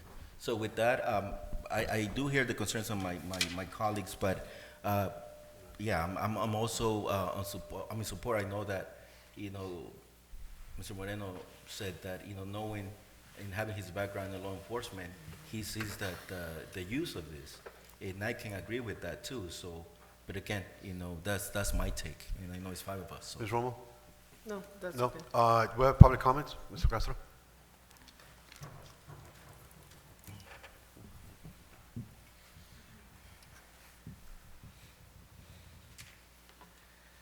Hi, Mayor, City Council members, community members. Alexis Castro with the California Immigrant Policy Center, as well as with the Imperial Valley Equity and Justice Coalition. We are deeply concerned about this proposal to include license plate readers in the city of Calexico. I do want to make clear that your job is not in trusting, it's in due diligence and oversight, right? The reality is that these types of readers pose a grave danger to the constitutional right and the privacy of our community members. As you all know, the technology is used to collect people's sensitive data and travel patterns. A state audit report on 4 law enforcement agencies, one of them including Los Angeles, found that using these readers, that these agencies were actually not following the basic requirements of state law meant to protect people's privacies. So I want to make sure there's a state law that puts boundaries on these readers, and the state auditors found that not just these 4 agencies were not following the requirements to protect people's privacy, but that this problem was likely widespread among the 100 of agencies using this technology. We are already heavily policed community with the proximity to the border, and the consideration of this proposal only further exacerbates this problem. The Electric Frontier Foundation found that agencies collected immense amounts of data on drivers, but only a small fraction of that data, less than 1%, was actually used as part of an active investigation. In addition, police agencies often shared access to this data with hundreds of law enforcement agencies nationwide, most of which have no need for unfettered access to Californians' data. The Californian State Auditor reached the same conclusion. There is no need for increased surveillance in our community. Please protect the privacy of the people of Calexico and reject this item. We cannot have efficiency at the expense of people's rights to privacy and people's constitutional rights. Approving this MOU will further erode the civil liberties of the people of Calexico. Again, you cannot, but you cannot compare an individual recording with the capacity of a multi-billion-dollar industry, right? I do want to post, the San Diego Union Tribute in December 6, 2020, talked about how for the last 3 years, the Chula Vista Police Department allowed other police agencies, including ICE, to access data it has collected from license plate readers without previous knowledge of the city council and the public, as well as the mayor. The partnership began with the company, Vigilant Solutions. It began in December 2017 when they bought $79,000 worth of surveillance, and because the approved expense was not over $100,000, the city municipality code allowed the police department to get approval from the city manager instead of the city council. And so for 3 years, that data was being given to ICE without the city council and the mayor knowing anything about it. And so I do want to make sure that when you're considering these types of proposals, you ask for facts, right? Not stories, numbers, right? And so I really do hope that you reject this proposal. I know you're talking about tabling and coming back, but we're showing you clear data and stories about how this program is ineffective. So I really hope that you reject this proposal. Thank you for your time.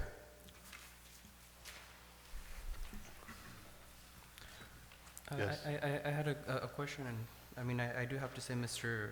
Castro does bring up the other elephant in the room, which is writing the guidelines is one thing, supervisorial capacity to enforce those guidelines on a thorough basis in a police department that was investigated by the FBI just a couple years ago. I mean, that's very much on the table.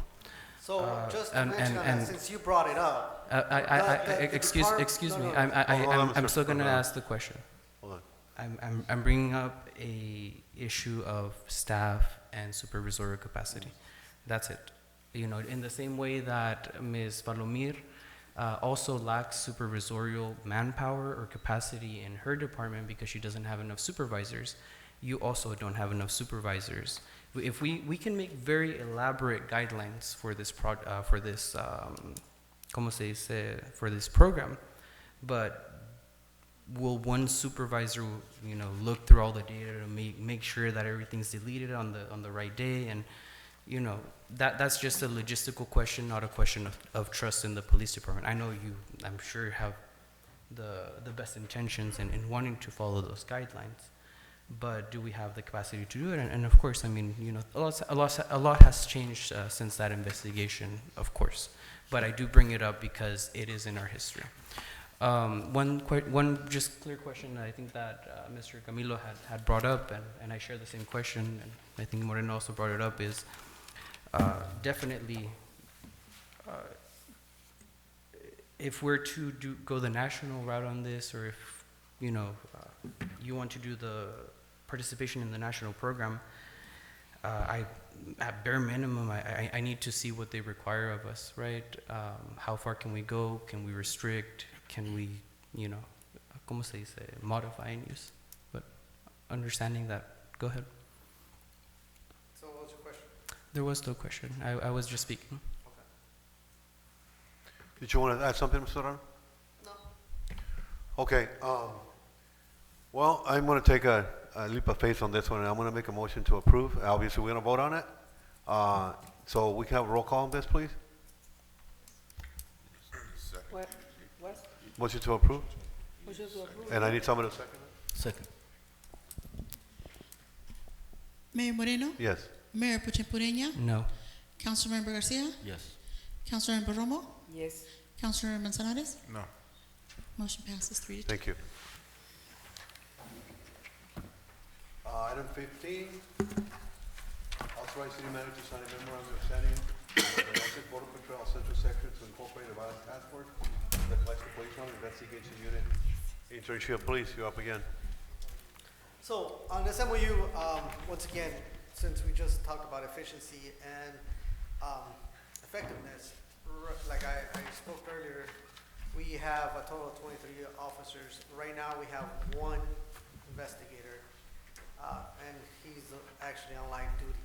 So he can't leave the station and do much work as the regular officers can because he's on light duty. So that's what we have right now as our investigation unit.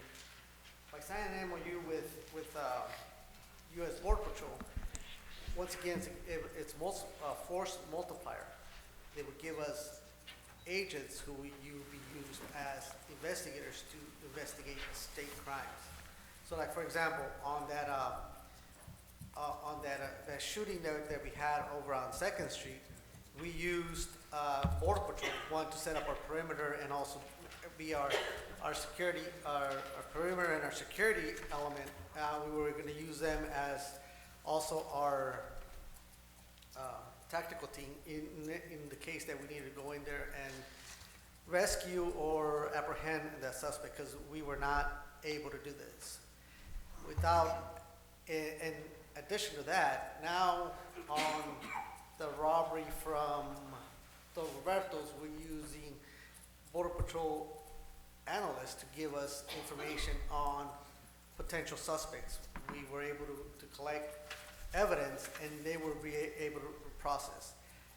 By getting these MOUs with federal law enforcement agencies, they will provide investigators for us that work with us, that will work under our supervision in order to help us prosecute state crimes, whether it be a sexual assault that happens at the school, a rape that happens at the street or at somebody's house, a domestic violence, a murder. These are just additional resources that we could use to be able to collect evidence, photograph evidence, use their technology in order for us to document the crime scene, in order for us to be able to present a better and efficient case to a DA's office to be able to get a prosecution. It doesn't cost the city anything. All they want is office space and be able to cooperate with us in order to be able to get these state crimes and be able to arrest people and put people in jail where they need to be if they are convicted by the criminal justice system.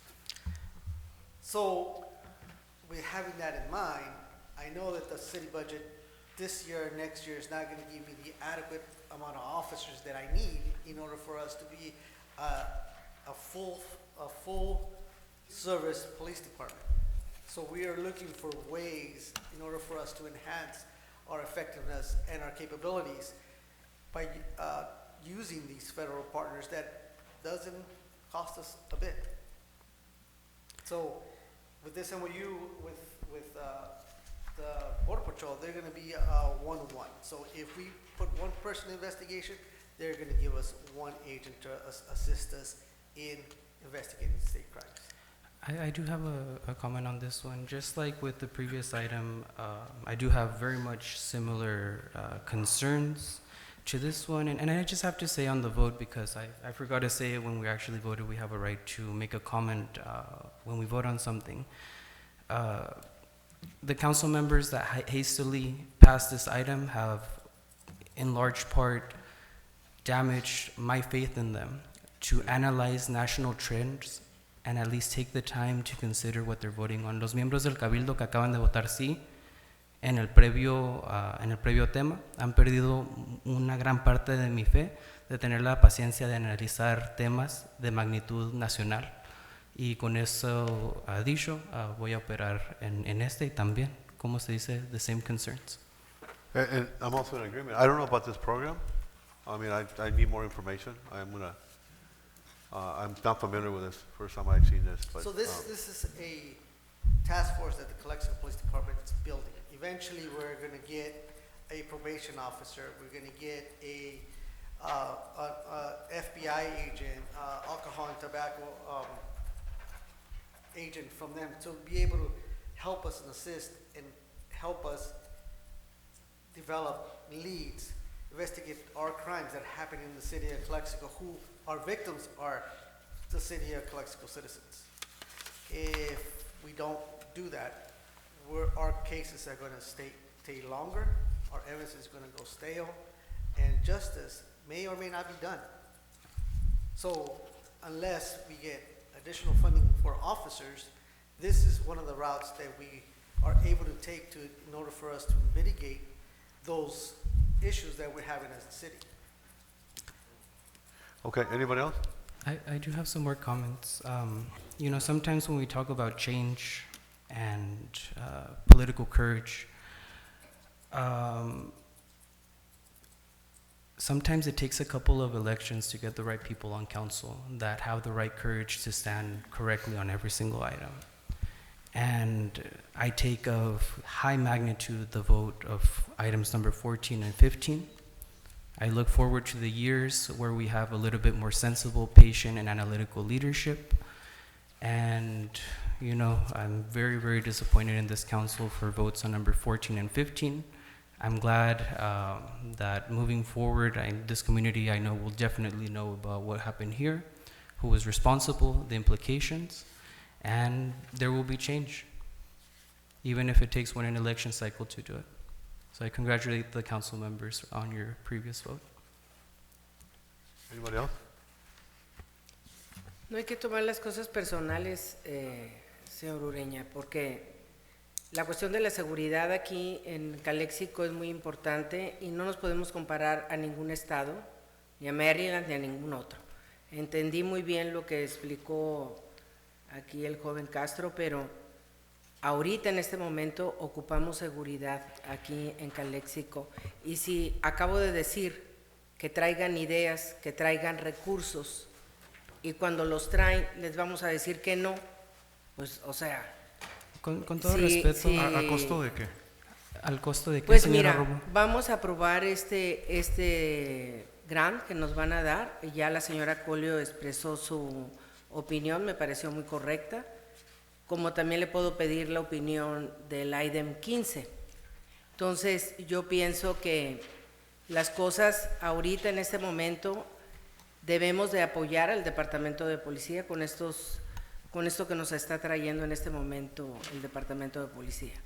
Esa es mi opinión para reforzar la seguridad. Con todo respeto, es una opinión sumamente vacía, decepcionante. Mínimo tomarse el tiempo de otras 2 semanas de analizar los puntos súper graves de datos que se acaban de dar.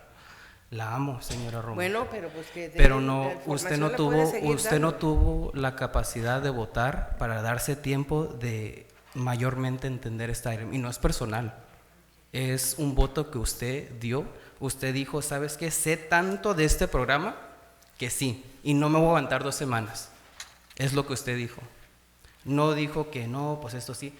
La opinión de la señora Colio fue tan plana, y la amo también, pero ella no es una experta en este tema. Ella es una experta en una multitud de temas, no este. Lo que dijo es, otros lo hacen. Y Yo ya, creo punto. que sí es experta. No, en materias de policía no. Sí, está casada con una señorita persona Romo, con todo respeto, que tiene, como una persona que vivió en este país en las sombras, y usted sabe, yo le he dicho que yo fui viviendo aquí en Calexico indocumentadamente, y ahora lo digo con orgullo, usted acaba de posiblemente poner en peligro las a personas nuestra población indocumentada en Calexico, que trabajan aquí, que sus hijos van aquí, así como yo también fui a la escuela sin saber que fui indocumentado.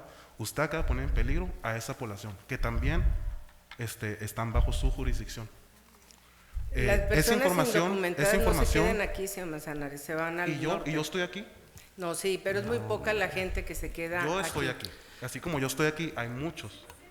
Creo que no entendió muy bien el item anterior. La gente indocumentada porque en este papel que nos se va hacia dieron el no norte. hay Queda ninguna poca gente guideline. aquí, yo no No digo hay que ninguna. no. You just voted for a police proposal that has no oversight at all. Entonces No no vamos oversight at a all. hacer El nada. comentario público del señor Castro acaba de expresar cómo las agencias de Sí, ley lo entendí. abusan. No entendió, porque si hubiera entendido hubiera votado que no. Yo di un camino, Es que no es lo mismo. con todo Calexico respeto, es otra cosa, no lo comparen. yo di un camino muy claro, muy generoso de cómo podemos manejar, cómo podemos hacer el programa de otro fondo con las, ¿cómo se dice?, con los alineamientos apropiados, autónomos de este municipio, y parece que como que escuchó las 2 oraciones de la señora Colio, pero todo lo que yo dije, mira, humo al cielo. Es que lo podemos hacer, nadie Can está I peleando con pero eso. hay que hacerlo bien. Hold on one second. Sí. I didn't vote or I didn't say anything. All I was asked Sí. if the other departments were having this program, and I say yes. Sí, y, That's it. y es todo, es lo que estoy diciendo. That's what I'm saying. Don't get me involved. Tú diste una información muy verídica. Otras personas lo hacen, tú no contribuiste a esta conversación. Es lo que le quiero decir a la señora Romo, porque la señora Romo está aquí Dio su opinión. nada más. no dio su opinión. Le preguntamos una pregunta muy simple y dijo sí. No hubo nada de datos porque no le preguntamos nada de datos. La conversación de los datos estuvo aquí y estuvo allá. Y usted la ignoró. Ok, ¿alguien más? En el público ni tenemos a... perdón. Sí, Alexis y luego pues Daniela. Sí.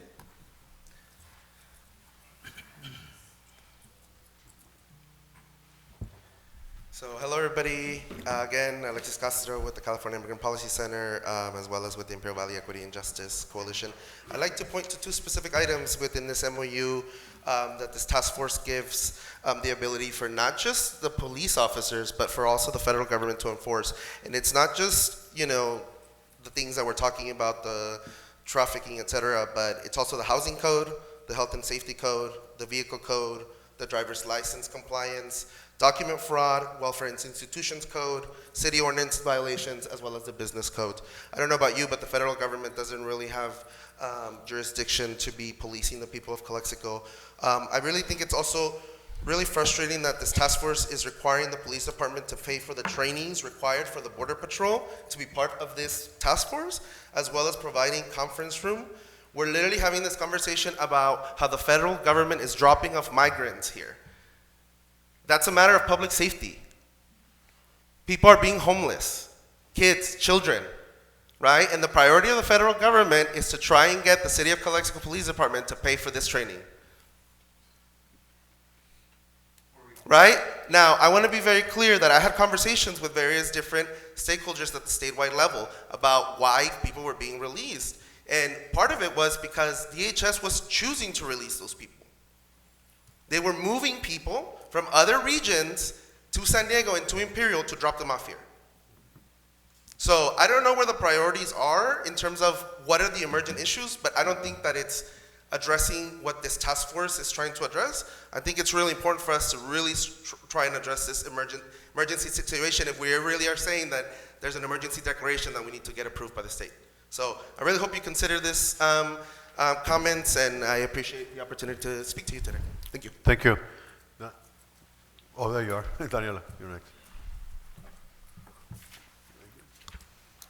Good evening, everyone. My name is Daniela Flores. I'm also an organizer with the Imperial Valley Equity and Justice Coalition. I think Alexis has pretty much stated our formal position on this, and I asked to you, council members, what are your priorities in this community? I don't think that I've heard, so if you're sitting here and you think you've done enough research to vote in the way that you have, and that you're potentially probably considering to vote, I don't think you're doing your due diligence to research the matter. What are your priorities in this community? I haven't really been hearing too much about publicly about your priorities, the things that you want to do to keep our community safe. Safety should be defined as well by communities. Who's informing this? Are community members expressing that they need these plate readers, that they need this extra surveillance? It's really disappointing to see where this council is going. I think that priorities should really be involved in strengthening relationships. I mean, I'm sitting here in a position where I have also been first responding in the migrant situation so that it doesn't become a safety concern. And what happens? It seems like our organization gets erased from reports, and sometimes that we are not included and are not at the table in certain moments when we are first responders. So why are you not formalizing some MOUs with organizations that could be part of community safety? I really do encourage you to consider where you're getting your information. Of course, we don't trust the police department when we do have that history of corruption. We just got an audit of decades of corruption in the city council and in our city. So yes, the trust isn't there. And so for you to approve direction in areas that further surveillance our community, and to sit here and say that there are no undocumented people, it's really heartbreaking. It's so disappointing, and you're erasing the existence of people like Mr. Manzanares who are here. I find that deeply offensive, and I question what your priorities are, and I question the level of research and commitment to thoroughly reviewing any policies that have implications of safety in people having to live further in the shadows. It's deeply concerning. I don't think people are being responsible here, understanding the consequences of those decisions. Thank you. Anyone else?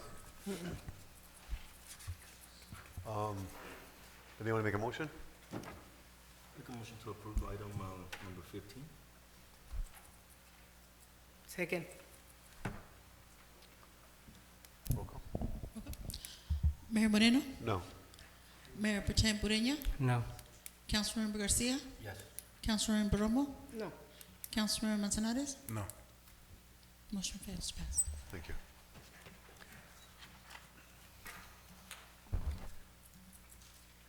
Item 16, authorize city manager to sign a work authorization form for code enforcement case number 22-5 to allow fire prevention services. Parcel number 059-170-005, planning and building services director. Mr. Mayor, may I ask that this item be pulled from the agenda?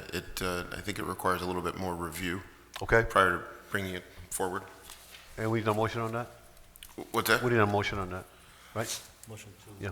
Yeah, it'd be a motion to table it. Pull this item from the That would be- agenda. So that would be motion fine. to Pull this item from the. agenda? Anybody second it? I'll second it. Well, who made the motion? You, Mr. Garcia, second by Mr. Manzanares. All those in favor? Aye. Aye. Thank you. Thank you. Item 17, appointment to delegate member and alternate member to the SCAG 58 Annual Regional Conference and General Assembly Business Meeting to occur May 4th to the 5th, 2023. Yo no quiero ir. Yo no quiero ir. I And don't want to go. May 4th to the 5th, 2023 in Palm Desert, California. So this is a yearly event. I went there last year, and I want to give the opportunity to somebody to go this year. I'm going to make a motion. Well, obviously you declined. I was going to nominate you, but you declined. I want to make a motion to send Ms. Romo as the delegate. You will accept? Yes, no problem. Okay. And can we make a motion for alternate at the same time, or if independent? It's, One, okay, and then I'll make, and then alternate too, can I make a motion for that? Okay, then also I'll make a motion to send Mr. Manzanares as an alternate. what is this? Will you approve? I gracefully decline. Sorry. Decline? Mr. Garcia, will you want to go? Yeah, that's fine. Okay, so that will be Ms. Romo as a delegate and the alternate with Mr. Garcia in case she cannot attend. And, okay, so all those in favor, aye? Aye. Aye. Abstain. Aye. That's fine. Aye, and, Aye. okay, yes, 5-0. Oh, I don't think there was a second, actually. Was there, No, I didn't second. you seconded? I made a motion, who seconded? Okay, My second. okay, so second, Mr. Garcia, okay.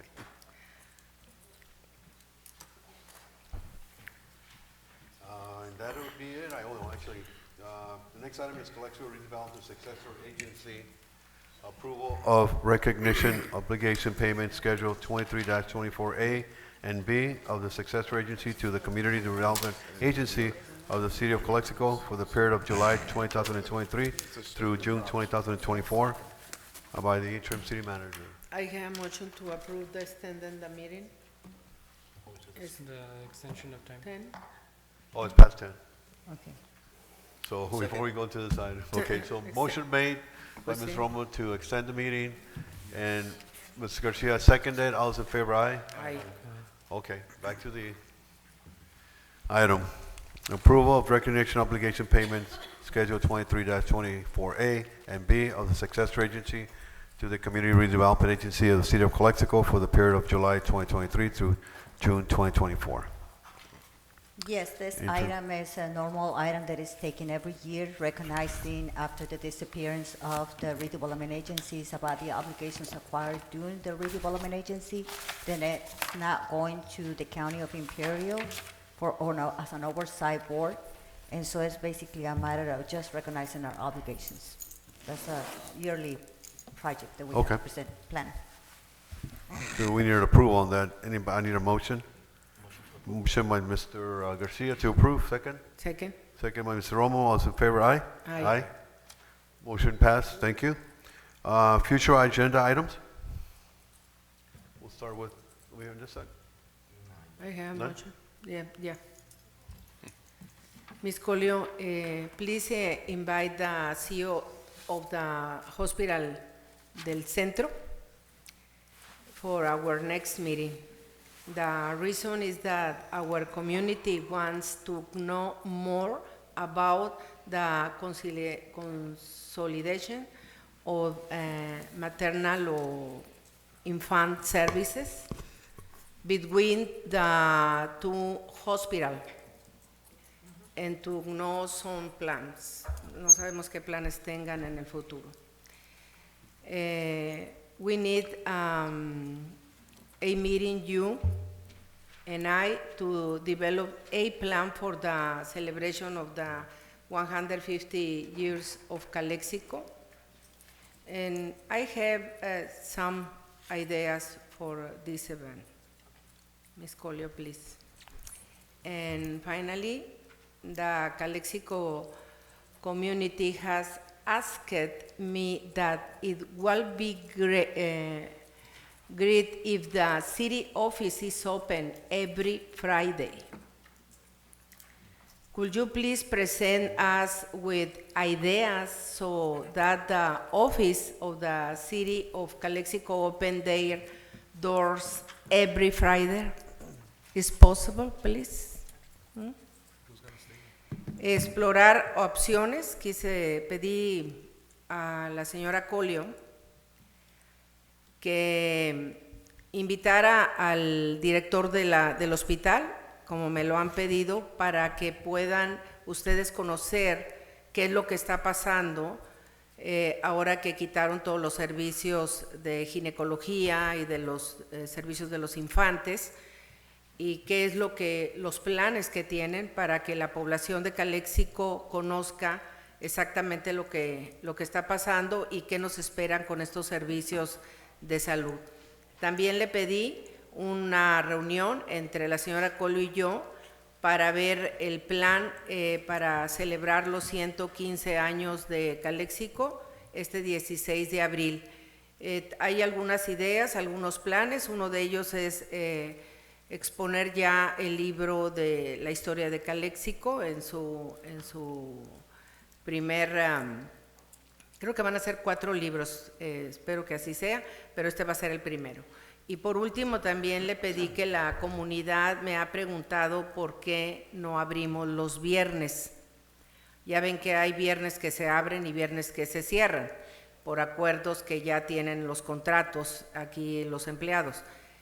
No tenemos lamentablemente tantos empleados como lo tiene el condado, porque allá sí se turnan algunos viernes y aquí no lo hemos podido lograr. Entonces, la señora Colio y pues la mayoría de nosotros hemos estado aquí los viernes y la gente pues se topa con pared porque pues quiere hacer algún servicio y no se puede. Entonces se ha pedido a la señora Colio que nos presente algunas ideas, inclusive también al abogado, para ver cómo le podemos hacer para que Calexico abra sus puertas todos los viernes. Eso es todo. Señorita Colio, is it possible to start looking into the process for forming a citizens committee, oversight committee regarding the cameras that were just approved for the police department? ¿Es posible eso? Sí, The, Oversight Committee. the what? Citizens Oversight Committee regarding the agenda item that was approved previously, item number 14. For item number 14? See.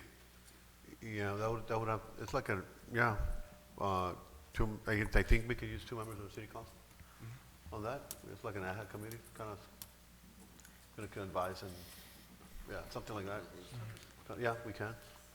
And, so you propose somebody? You to join you on that? Yo creo Paz? que ya que, I mean, I nominate myself to be on the Right. committee, pero ya que haya más planes más concretos, entonces podemos empezar a Okay. sí. I would definitely ask for a reconsideration of item number 14. So, quick question. On the oversight committee that you want, isn't that a activity that will fall until the commission from the police department? The police department commission? You already have a commission, so I'm just asking. Well, he's not oversight the police department, we exist, but I think he's oversighting the program, including, like Mr. Ureña was saying. Only for this specific item? Right, Sí. Okay. right. I mean, considering that the police commission hasn't met in I don't know how long, I don't know if we can actually trust in that process, right? Yeah. Yep. Nomás reconsideración y el special meeting Right. para que se haga la binacional. Yeah. Do you want to schedule a special meeting next week, Monday, more likely, Friday? Yeah, because remember we're talking about deadlines and we should do it in 30 days. We should have an update on it, get ready to go like on a special meeting. We talked about that. Are you all available by Friday? I won't be available on Friday, but we can do it certainly next Okay, week. Monday? Monday afternoon? Yes, I no? think it's a good idea. Sorry, special meeting. Yes. Yes. We'll have to post the agenda by That's not For Friday. the parks, for the binational. Okay. Whatever solution you have to make sure it gets done, whether Yes. it's budgetary or Whatever otherwise. plan, yes, okay. Monday then, a special meeting. Okay, thank you. Okay, Mr. Garcia? No. No? I only have, excuse me, I only have 2 items. We need an update on the Farm Worker Service Center. And also the Binational Healthcare Commission. I think we wrote the language already. We translated it with the Mexicali Binational Commission. Oh, you need the We- one that it passed already. and Right, just they want requested to be translation. translated, and we need to get that, and that's where I believe Ms. Roman had raised her hand to be part of that, and that's all I have. And I need a motion to, anybody else? I need a motion to adjourn. Motion, Ms. Romo, second, Mr. Manzanares, all in favor, aye? Aye. Motion, meeting adjourned.